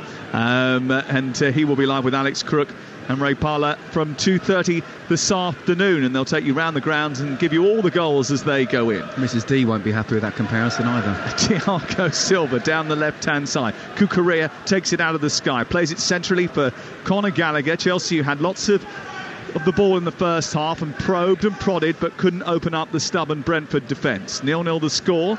I'll go through the 2-11s in just a second. Disasti trying to pierce the line to the ball through the right channel, away by Nathan Collins, and that's a free kick on the edge of the box. So no changes at half-time. Chelsea with Robert Sanchez in goal. Hasn't had a shot to save yet. Cucurella is at left back, Disasi at right back, Silva and Colwell in the centre, Gallagher and Caicedo with Palmer in the 10, Sterling left, Madueke right, and Jackson through the centre. For Brentford, it's Mark Flecken in goal, Collins, Ayer and Pinnock as the back three. They reverted back to a three today with Roerslev and Hickey as wing-backs, Jensen, Norgard and Janelt in midfield with Mbeumo and Visser up top. You're listening to Talksport.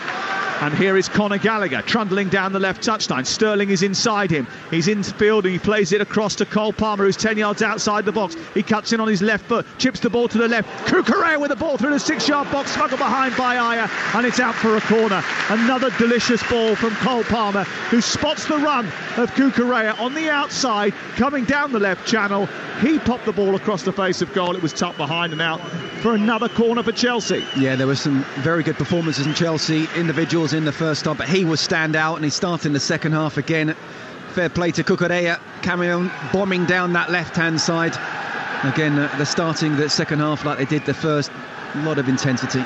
3 minutes gone in the second half. Live on Talksport, it's Chelsea-Brentford locked at 0-0. Cole Palmer gets a short one off Gallagher and then plays it. Well, he's supposed to play it to Sterling, but he misplaced his pass and it went straight against Gallagher. And now Mbeumo is burning down the right-hand side, trying to go on the counter-attack, and he's spotted Wissa, but he can't find him with a long pass from the right side into the centre, and it's come out by Sanchez. A bit of a waste from Chelsea from the corner, but they come forward at pace with Disasi, who runs up to the midpoint of the Brentford half, then checks, turns it back. Thiago Silva finds Caicedo, and then here is Conor Gallagher. Brentford have won their last 2 visits to Stamford Bridge. Chelsea's last win against Brentford here was in the FA Cup 6 years ago, nearly 7. Pedro, Willian, Ivanovic, Batshuayi all scored in what was a 4-0 FA Cup thrashing that particular afternoon. That came actually after the two, who I think were 2 divisions apart at that point, maybe 1. Had drawn at Griffin Park 2-2. I did that game as well. I think it would have been just the one, I think. I'll tell you what, I'd just like to give a compliment to Noni Madueke there. We talked about in the first half, he just let Hickey go one time, but he was the one who tracked back on Brian Mbeumo, and Mbeumo showed that he's not going to beat him for pace, even though he is very quick himself. Came inside and then tried a Hollywood ball crossfield that wasn't going to happen anything because of that, but well done Madueke. Flecken under pressure from Palmer and Jackson. The ball goes wide towards the left-hand side. Collins manages to find Wissa, and then Hickey comes in from the left side, brings the ball into Jensen. Jensen turns it round the corner. This is Christopher Ayer for Brentford, moving up over halfway. Bit of space here for Mads Roerslev. Jensen now joining, Chelsea backpedalling, and there's a bit of room for Brentford to play. Norgard back to Jensen once again. He's about 20 yards from the edge of the penalty area. Goes down the side of the box to Roerslev. Roerslev faced up by Cucurella. Ayer centres the ball. It comes towards Janelt, and it's a good save by Robert Sanchez. It was straight at him in the end. The best move of the match from Brentford, and it should have generated a goal. The effort from Janelt straight at Robert Sanchez, and the Spanish goalkeeper and Pochettino and his team were grateful for it. Well, that's the best chance of the game for Brentford, and you have to say it's the one time that they've got to the byline, cut the ball back. It was a really good shot. It was a little bit too close to Robert Sanchez, but you have to give him credit for the save that he's made, and it's just going to give Chelsea a little bit of kick up the backside to make them realise that this is the Brentford side that if they do fall asleep, they will concede. Jackson winning the ball back over on the far side. In fact, it was Caicedo was it who went in for the challenge. He's hurt himself in doing so, and the referee is being asked to stop the game by Vitaly Janol. He's played on. Caicedo's trying to get back to his feet, and Wies's still got it over on the left-hand side. He runs down the touchline, and then Caicedo gets up, nobbles in, puts the ball out of play. It's out for a throw. It's a very good tackle by Caicedo, despite the fact that he just took a whack to the back of the head. I'll tell you what that chance has done, is just lifted the whole crowd, which will then lift the players themselves, whether it's a positive or negative feeling was what happened. Still, the atmosphere is just lifted now, and it will make sure that the Chelsea players keep up this intensity that they had in the first half for the majority of it. They need to keep having it in the second half. I think you've got to give credit to Brentford, because they weathered a storm from Chelsea, defended well, shut down the passing lanes when they needed to right on the edge of the box. They defended deep and compact in that first half, restricted the number of clear-cut chances for Chelsea, despite the fact that they had all of the ball and were very close to getting in here and there. And then they've come up with a really well-worked chance which could have put them in front. They've got to be on their mettle now, because Gallagher has fed the ball down the right-hand side. Madueke can't keep it in, but it took a deflection on the way through, and it goes out for a corner over on the far side. 7 minutes gone, second half, live on Talksport, it's 0-0. Well, I'll tell you what, if Brentford were to come away with all 3 points, that would be a much better win than they did last season, because Chelsea were in disarray then. This is a Chelsea side that's very much on the front foot, that seems to be knowing exactly what Mauricio Pochettino wants, that is creating chances. So if they can keep a clean sheet, I think Thomas Frank will be absolutely delighted with that, whether they get a goal themselves or not. Corner kick routine coming in from the right side. Gallagher has sent the signal and delivered the ball towards the far post. Thiago Silva tries to head it down because couldn't connect with it. He couldn't believe that he didn't get good connection on that, because he'd made a beautiful leap at the far post to head the ball down. Chelsea get it back to their goalkeeper after a threat of a counter-attack is snuffed out very quickly. Caicedo pushes it forward to Thiago Silva. Meetings between these two, usually tense, usually tight. 4 of the last 5 have featured fewer than 3 goals. This one hasn't had one yet. It's still 0-0. Here is Matthias Jensen over halfway, being tracked by Cucurella, who's done well to hold him up and then won the ball back. And then Pochettino saying, come on, get on with it. Move the ball quicker. Move the ball sharper. Palmer's got it right at the centre circle. Gallagher, Palmer, Sterling in a pocket of space. He's got Jackson in front of him. Pokes it to him. Looks for the return. Edge of the area. Strikes the ball. Hits Pinnock. Goes into the air. Sterling trying to keep it alive. Pinnock comes across and defends really well. Takes it into the right fullback position and thwacks it clear towards halfway. Well, that was really good defending again, you have to say. First of all, really good play from Chelsea. Cole Palmer and Raheem Sterling just coming inside. Little passes between them. Conor Gallagher as well. Nicholas Jackson involved. But Ethan Pinnock first of all, and then the ball up to Brian Mbeumo. He's got a player in front of him, a player behind him, and yet he's somehow managed to win a throw-in and actually relieve some pressure. Well, the bees are on the attack once again down the right-hand side. Roslav's ball infield is not a very good one. It's easily mopped up by Thiago Silva. But they're frustrating Chelsea at this moment in time, Brentford. And the longer it goes on, the more difficult it's going to be for Chelsea, because Brentford will get confidence from the fact that they've repelled them for so long. No, they will. And I think the Chelsea crowd will get a little bit restless as well. But if Chelsea carry on playing with a high intensity, I still think they will score at some point. But if they just drop off or lose a bit of confidence, then Brentford certainly could nick this. Neal Maupay is warming up down in front of us. Chelsea, who don't have a great deal of attacking talent on their bench. Warming up Reece James down in front of us as Sterling goes beyond Roslav, produces a cross, it hits the arm of Ayer. Referee says play on. Sterling's won it back again. Great feet by him in towards Cole Palmer, cleared away by Norgard. Good defending, had to be. And then Cucurella is bundled to the floor by Mbeumo. A little flick on the ankles. That's going to be a free kick in a wide left position.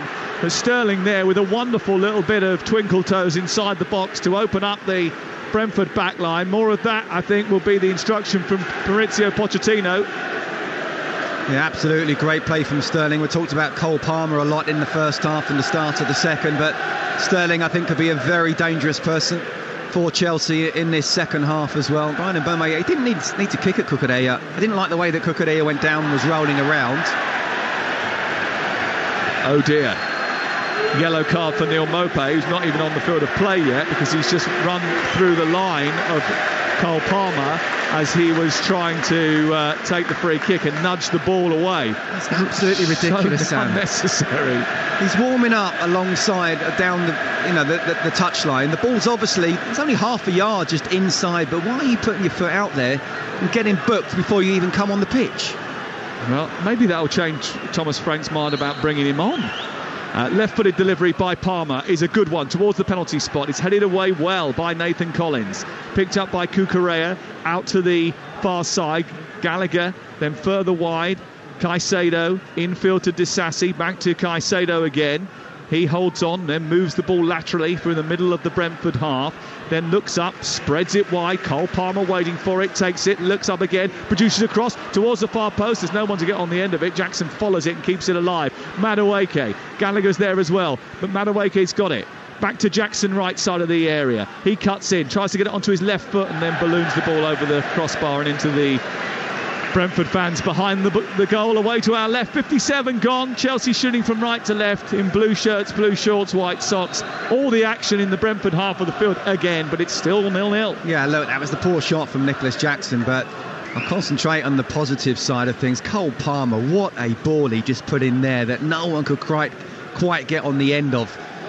And to give him a real big compliment, we talked about James Maddison pre-show, didn't we? He's almost the James Maddison for Chelsea, the way he's pulling the strings. Well, he's certainly been their best signing. Oh, and he's almost won the ball off Flecken, who played it left, and then he stuck out a foot, and he had a little bit of a word with him as well as they walked away. Said, I'm going to get you next time. Christopher Ayer turns past the defender and moves up over the halfway line for Brentford. He has got a bit of attitude about him, Cole Palmer. Elsewhere, Leeds lead 4-0 against Huddersfield. That game done. Darren Moore 1 winning 6 as Huddersfield boss. Hasn't started particularly well.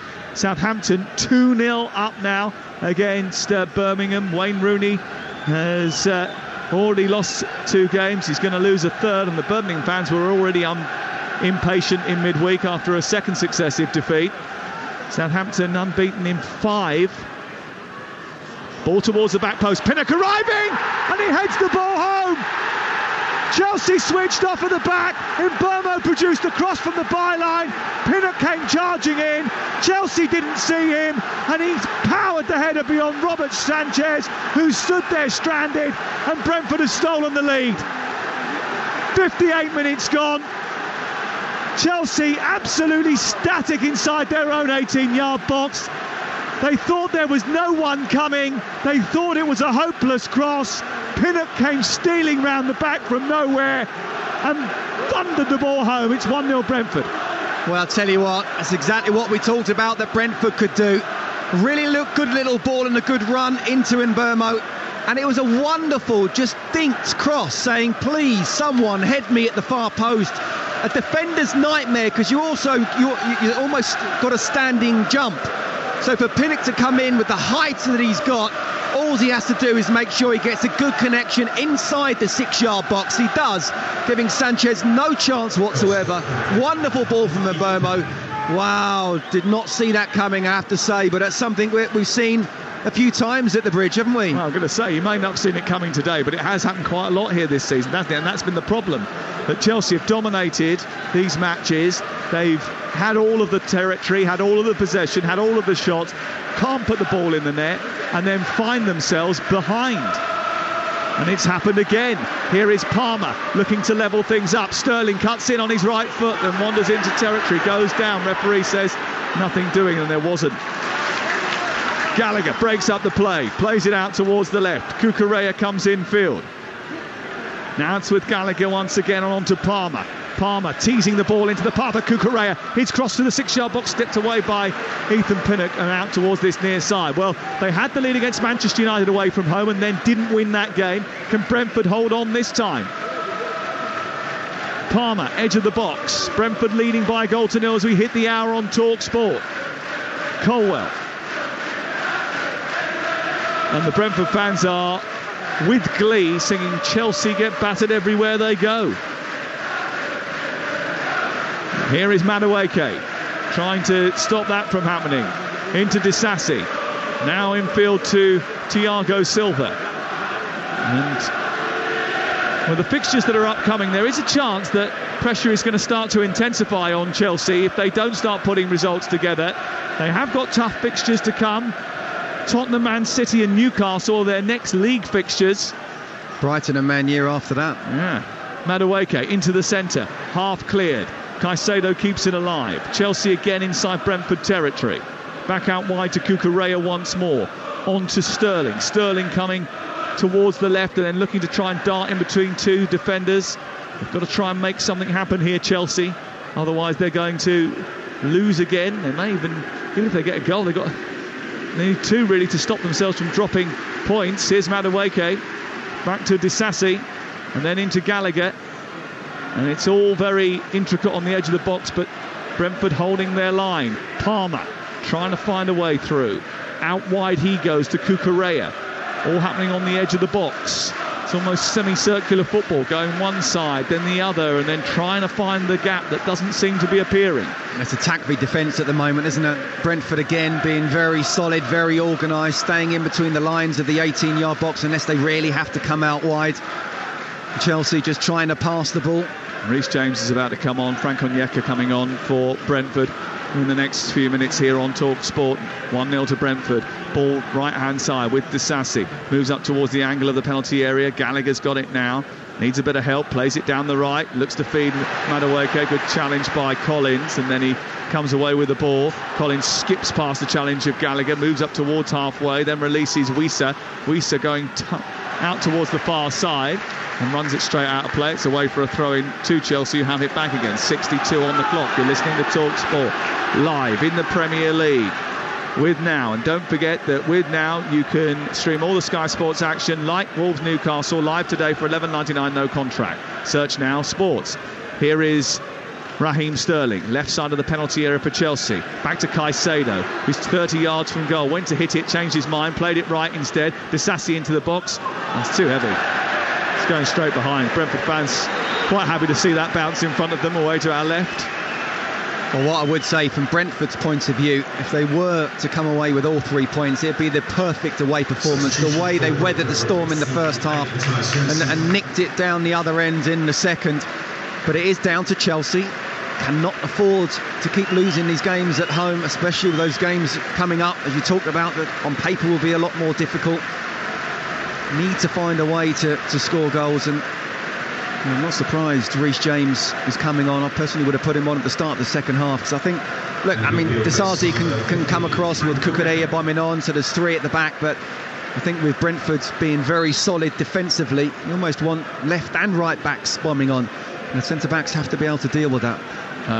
Maatsen and James coming on for Chelsea. Maatsen, who's an out-and-out left winger, he'll replace Madueke, I think. Oh, Palmer's won the ball back inside the area from Pinnock. He's then gone down after a collision inside the box. Was there contact there from Pinnock? The ball goes behind and away for a corner.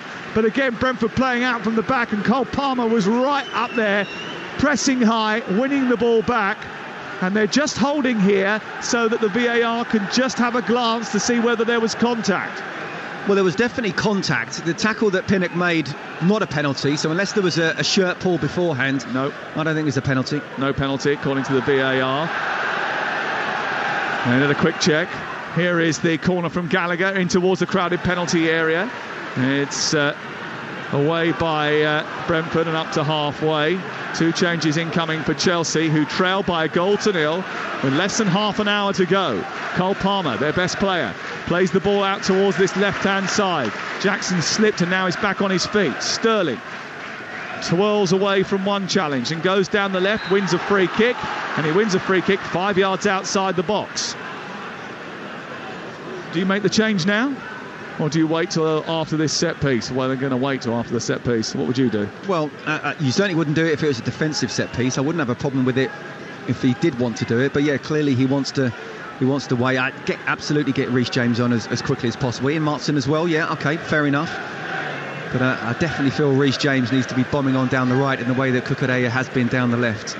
Imagine that Disasi will come off and they will make it like for like. Either that or they'll take Cucurella off and shuffle things across. Ball in by Palmer towards the far post, headed away, flicked away by Iron, then collected by Madueke. Back with Caicedo. They're on the right edge of the penalty area here. Onyeka and Hickey are trying to prevent Caicedo and Madueke from fashioning a cross into the box, and done a very good job at doing so.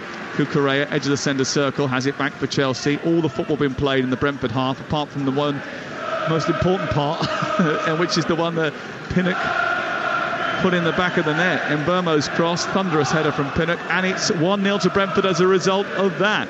Sterling infield to Cole Palmer, who turns and runs at the Brentford defence. He's got Sterling for company. He's still going. He's got 4 around him. Sterling stops his run. He poked it through. He thought it was going to go out for a corner. It didn't. It goes for a goal kick away to our left-hand side. And here are the changes. And it is Disasi for James. That's the first change.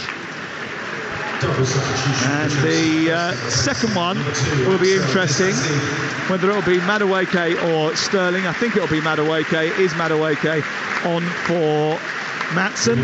Here, Maatsen, 9th appearance of the season for him. It means that Sterling will come out to the right-hand side and Maatsen will play out on that left-hand side. Yeah, again, just to reiterate, I totally agree with the right back. Oh, no, Maatsen's gone out to the right-hand side.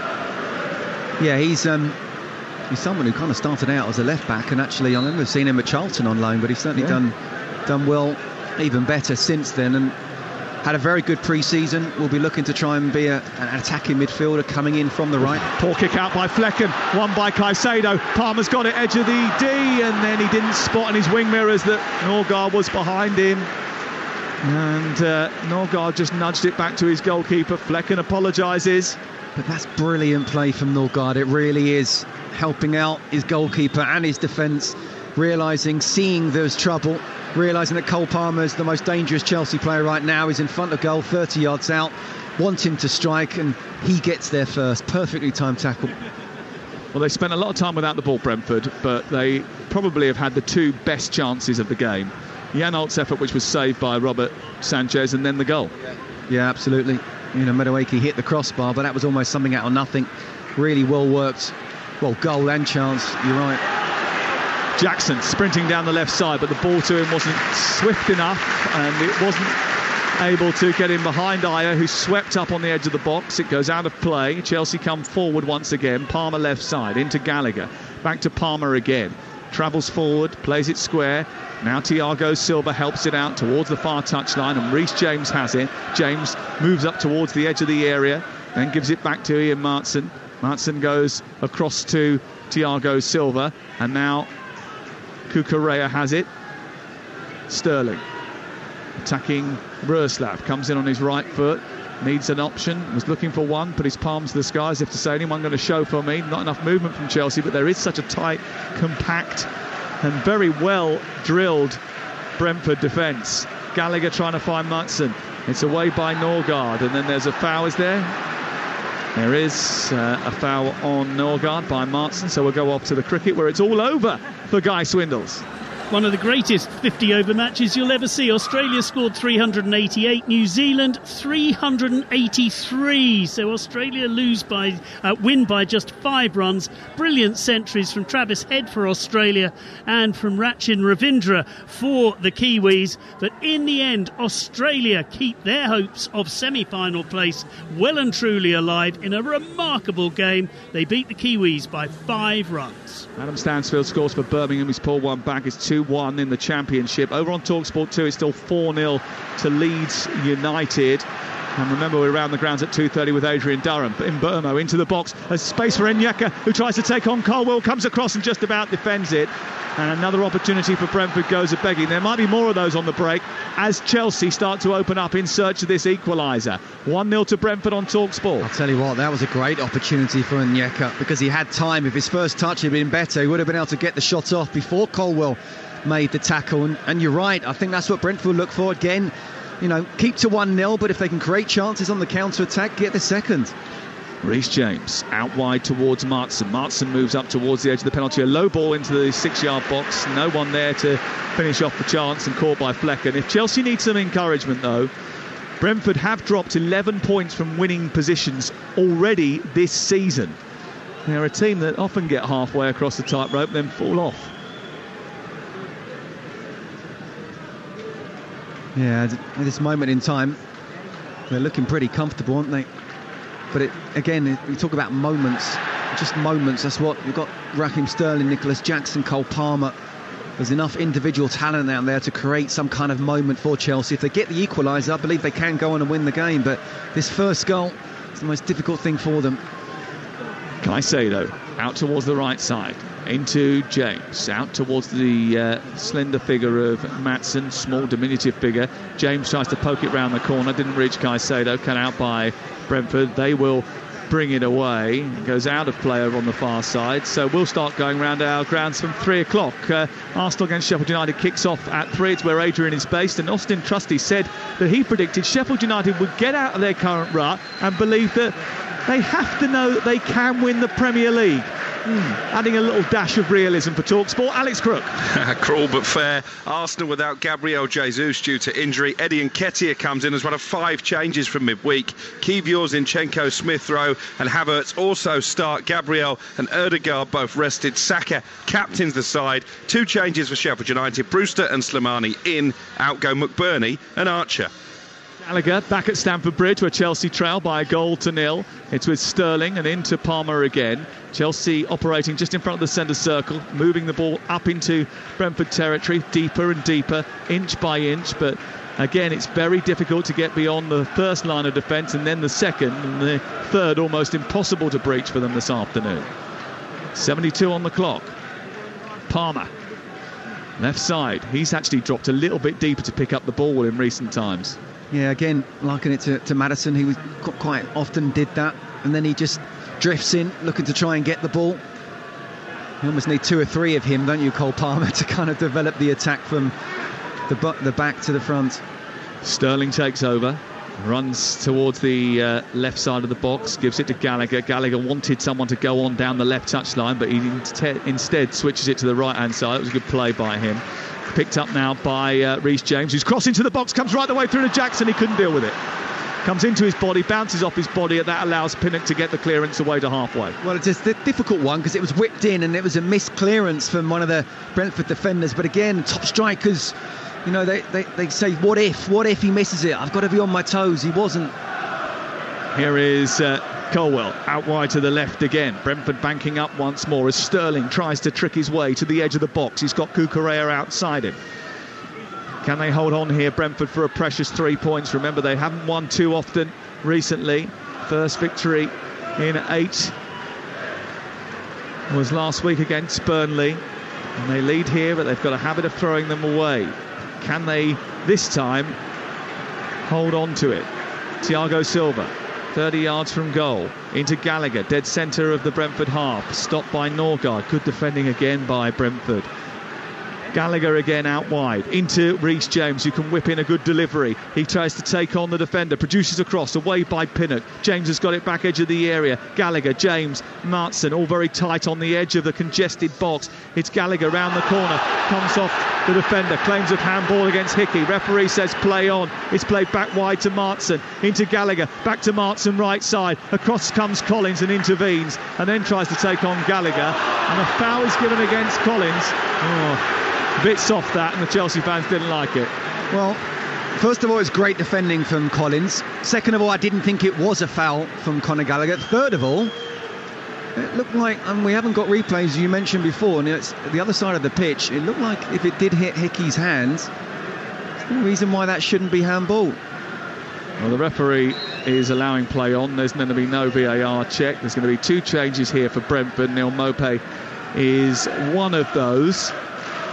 And the other one is Yegor Yarmolenko, the Ukrainian 19-year-old, who's about to come on for Brentford, who lead by 1-0, courtesy of Ethan Pinnock. His first goal of the campaign. And his last goal was a winner against Manchester City. Is his latest going to be a winner against Chelsea? The changes are about to happen, and I'll confirm them in just a second. But on Talksport 2 at 3 o'clock, it's floundering Bournemouth against floundering Burnley, and Iraola is in good company in terms of struggling at the bottom of the table. A visit for Vincent and for Ian Danta. There's plenty of changes, Sam, for both sides. 4 for Bournemouth, 5 for Burnley. Radu makes a Premier League debut in goal for the Cherries. Mepham, Christian, Semenyo also recalled. Lyle Foster, we're told, is ill. He's not in the Burnley starting lineup. Vitinho, Brownhill, Goodmanson, Koleosho and Zarori all recalled by the Clarets. It's live on Talksport 2 at 3. It's Bournemouth against Burnley. Download our app. You can flick between the two stations this afternoon. You can listen to Ian Danter and Perry Groves on commentary duty, and then you can listen to Adrian Durham going round the grounds from 2:30. In fact, Perry actually isn't working today, if I remember rightly. He did tell me he was doing something else today. It's actually Alvin Martin who's alongside Ian Danter. And then on tomorrow you'll be able to pick up the Championship game from Sheffield Wednesday's Hillsborough as they take on Rotherham from 1 o'clock, whilst on the Sunday session we'll be going round the grounds there. Chelsea on the attack, trying to come forward. Right side is James looking for Martson. It's away by Collins and he clicks it clear over the far side and away for a throw once again. And you can just sense now in the crowd that Chelsea's supporters are getting a little bit frustrated. Yeah, look, rightly so. And they haven't really created too many chances in the last 10-15 minutes. And Brentford certainly looking as if they're gaining a bit of confidence, even if they're getting the ball at the back. Nathan Collins there, a bit of skill inside the box, then realising, don't mess with it, just get rid of it. But it's attack v defence. Chelsea just not able to break Brentford down. Yarmolenko and Mopai are on. Off went Janolt and Wissa, as Brentford trying to hang on to this advantage.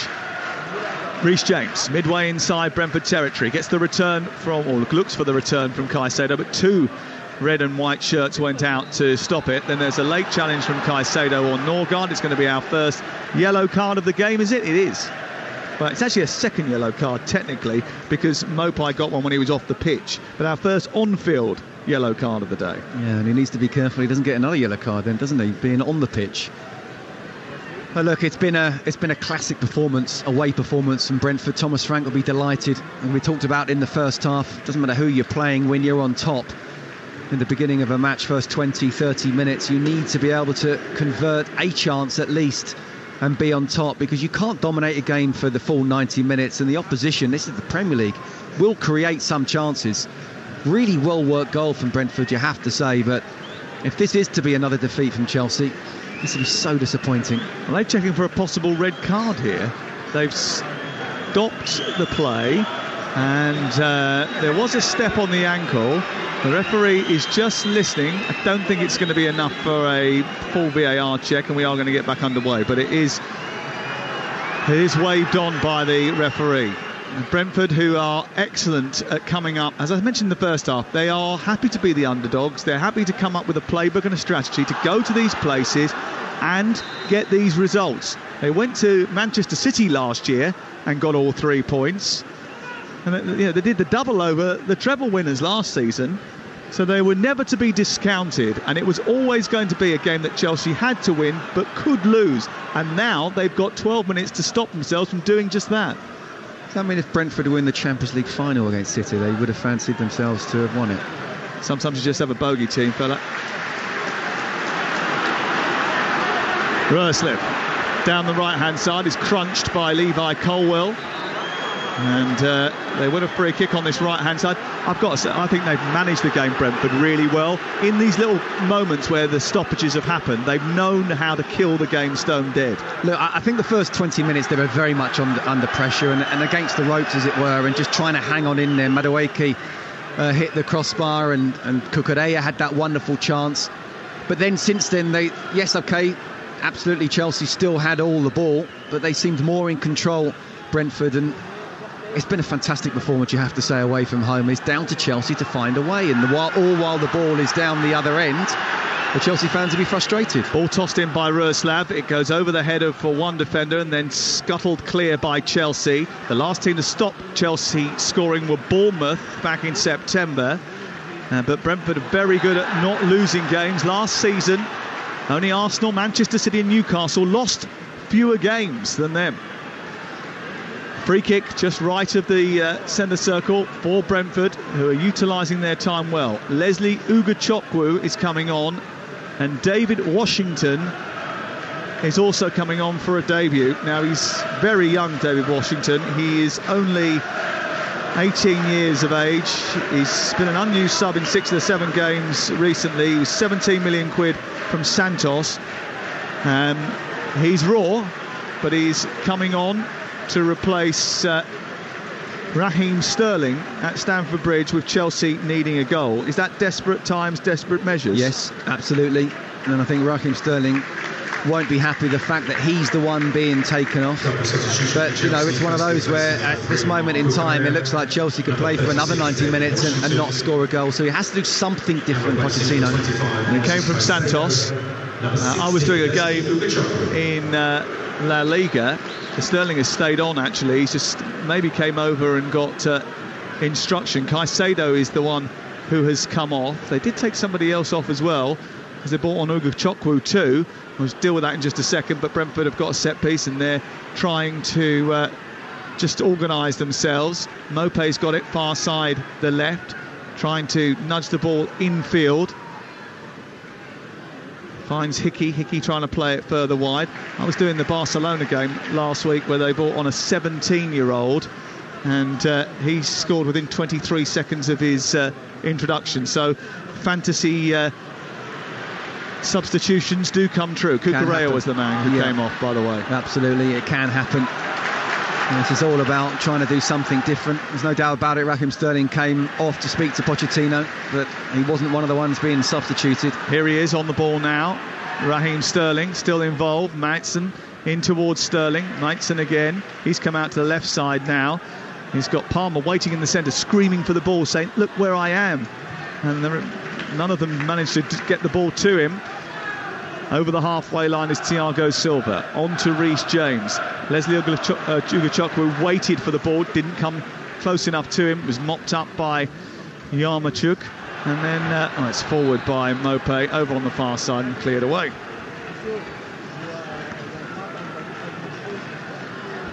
And Pochettino will look at the fixture list and think, no, it's going to get tougher. Their next game is against Blackburn.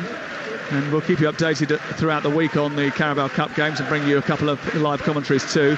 And then on Monday Night Football the week after that, it's Tottenham against Chelsea.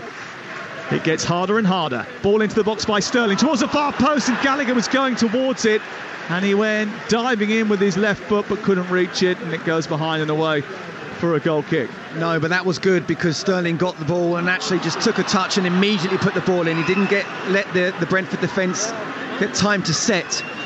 It's interesting. It's Maatsen who obviously came on the pitch came on the right winger almost. Now he's playing left back, and it's a little bit of desperation from Pochettino, but he's tried a few things. It's not worked. He's got to keep on trying different things and asking Brentford different types of questions, because up until now they've answered all those questions. Well, they're killing the game. They're wasting a bit of time. Hickey's just gone off and behind the goal to get a bit of treatment after delaying the restart. The Chelsea fans weren't happy about that. Norgard went over to the supporters behind the goal in Brentford colours and tried to just raise them and lift them and get them going.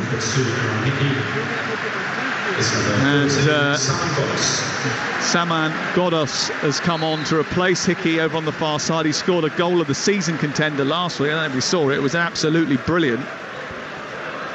Yeah, there were 2 great goals last week. His was the better. Absolute thunderbolt from the edge of the box.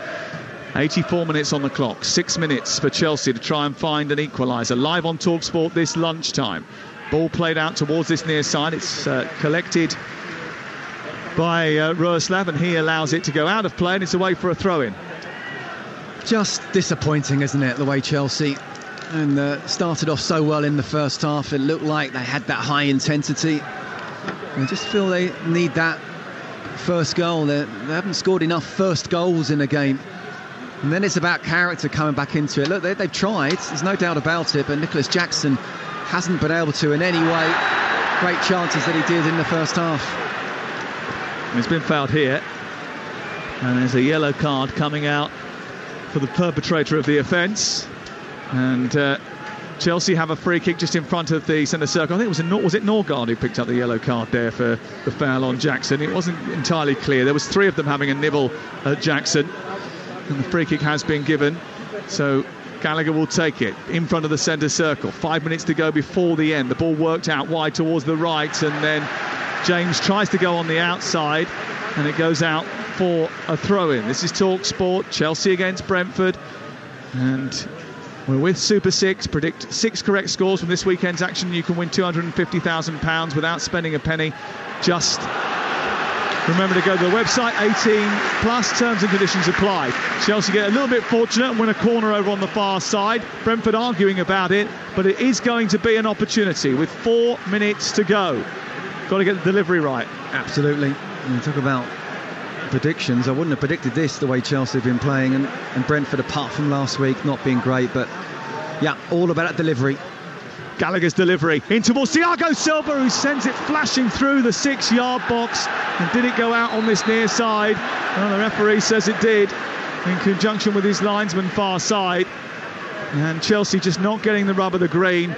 And Thiago Silva, who got across that near post, glanced the header towards the back. There was no one to gobble up the chance. That's the point. That's the point, and that's the problem that Chelsea don't seem to have. We talk about sticking the ball in the back of the net. It actually wasn't a brilliant cross that came in, but Thiago Silva getting there first meant it whipped across the goal line 3 yards out. One player could have tapped it in.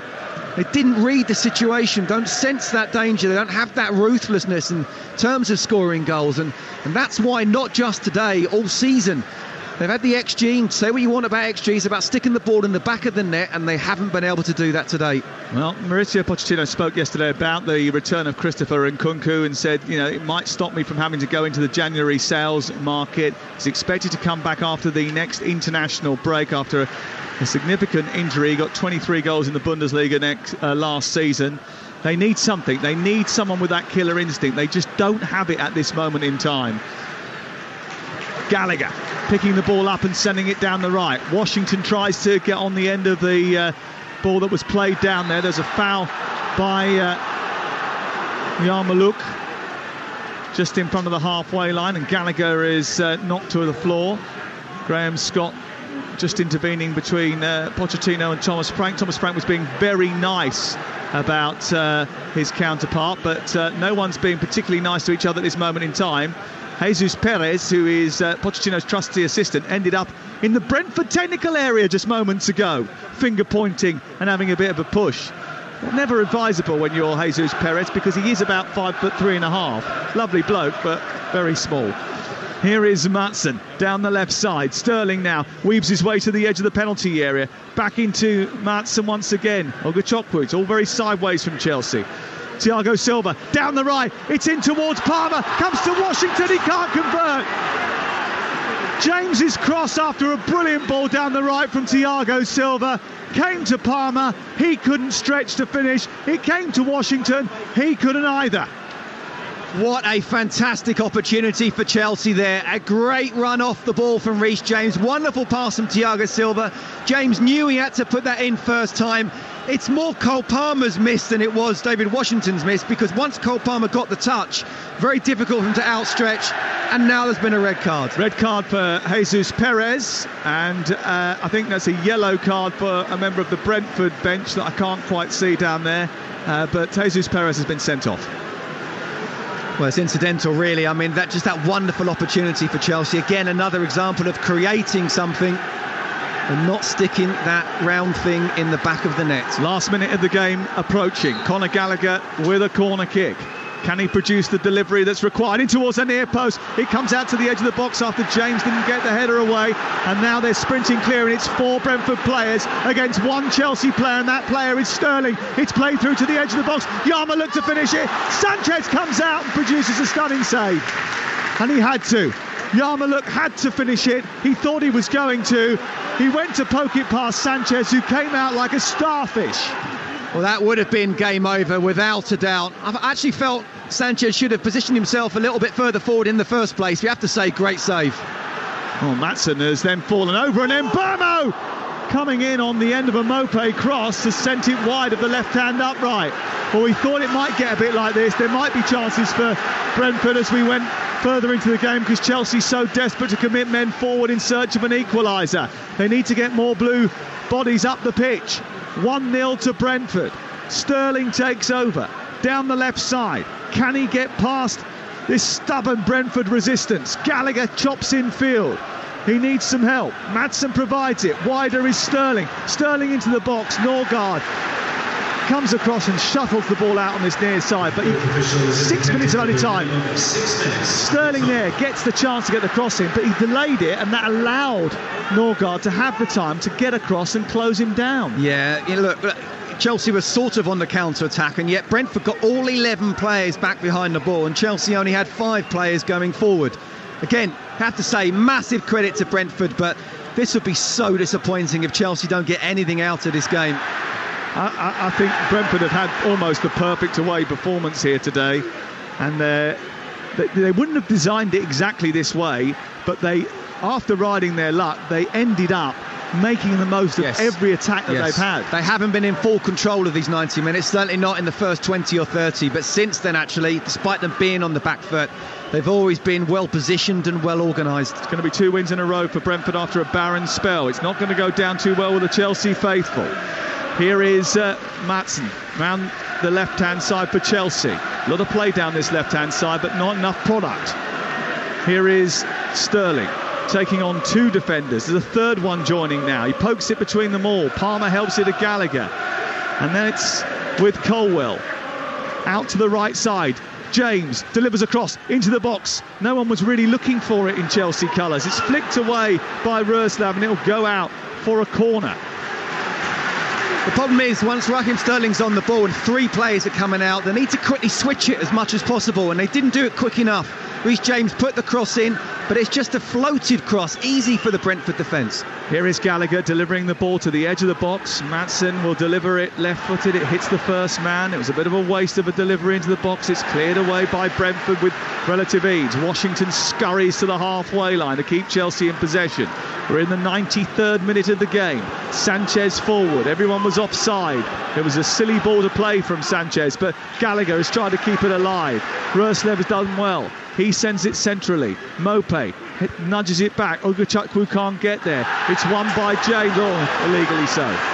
Free kick edge of the centre circle to Brentford. And Brentford looking, Mope looking as if he was wanting to take a quick free kick. No way was he taking a quick free kick there. They just want to take their time as much as possible, maybe even take a yellow card. They know they are just minutes away from another fantastic win here at Stamford Bridge.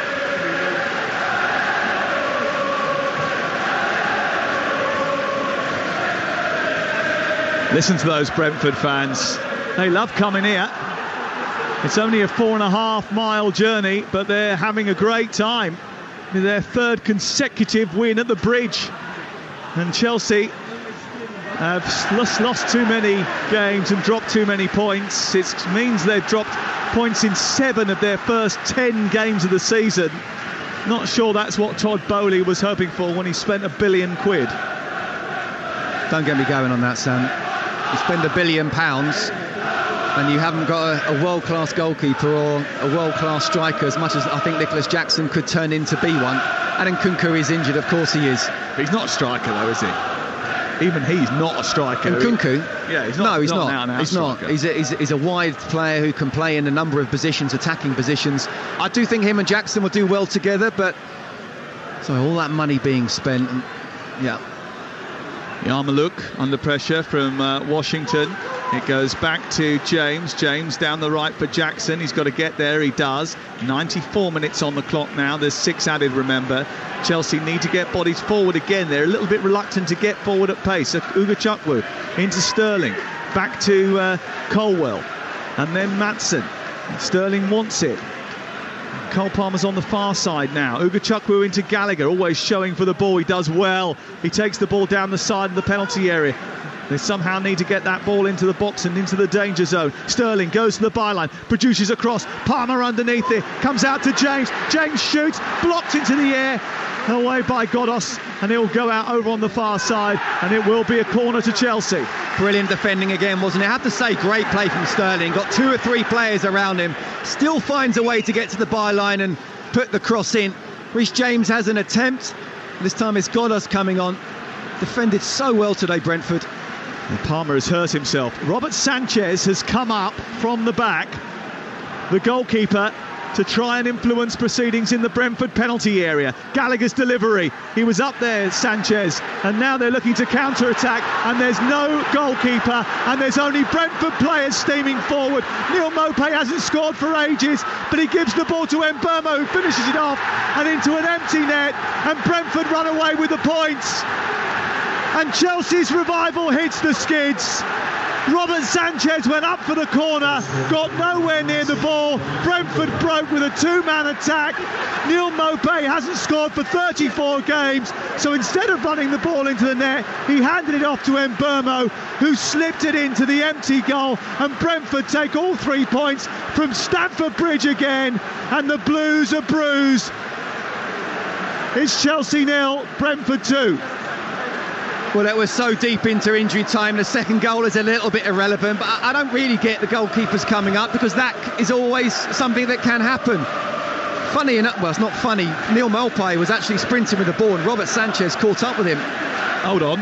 It looks like he was offside. Are they going to rule it out because Neil Maupay played the ball to a player who was offside? It is Neil Maupay, by passing the ball on, because it was only Sanchez back, ends up playing the ball to a player in offside position. As a result of that, the goal's chalked off. It is only 1-0. Yeah, but Mbeumo should make sure that he's behind Maupay in the first place. You know, he couldn't have been behind it. We haven't got replays here, as we've mentioned a couple of times, but he's got to make sure he's behind the ball. Checking it. Oh, they've given the goal. Yeah, he was behind the ball. They've given the goal. It is 2-0. Well, I would have found that really strange that Mbeumo wouldn't see that it need to be behind the ball. Again, I don't think it was a Neil Maupay sort of being unselfish. I think he realised Robert Sanchez was catching him up. Didn't realise Robert Sanchez was actually that quick, but yeah, he must have realised.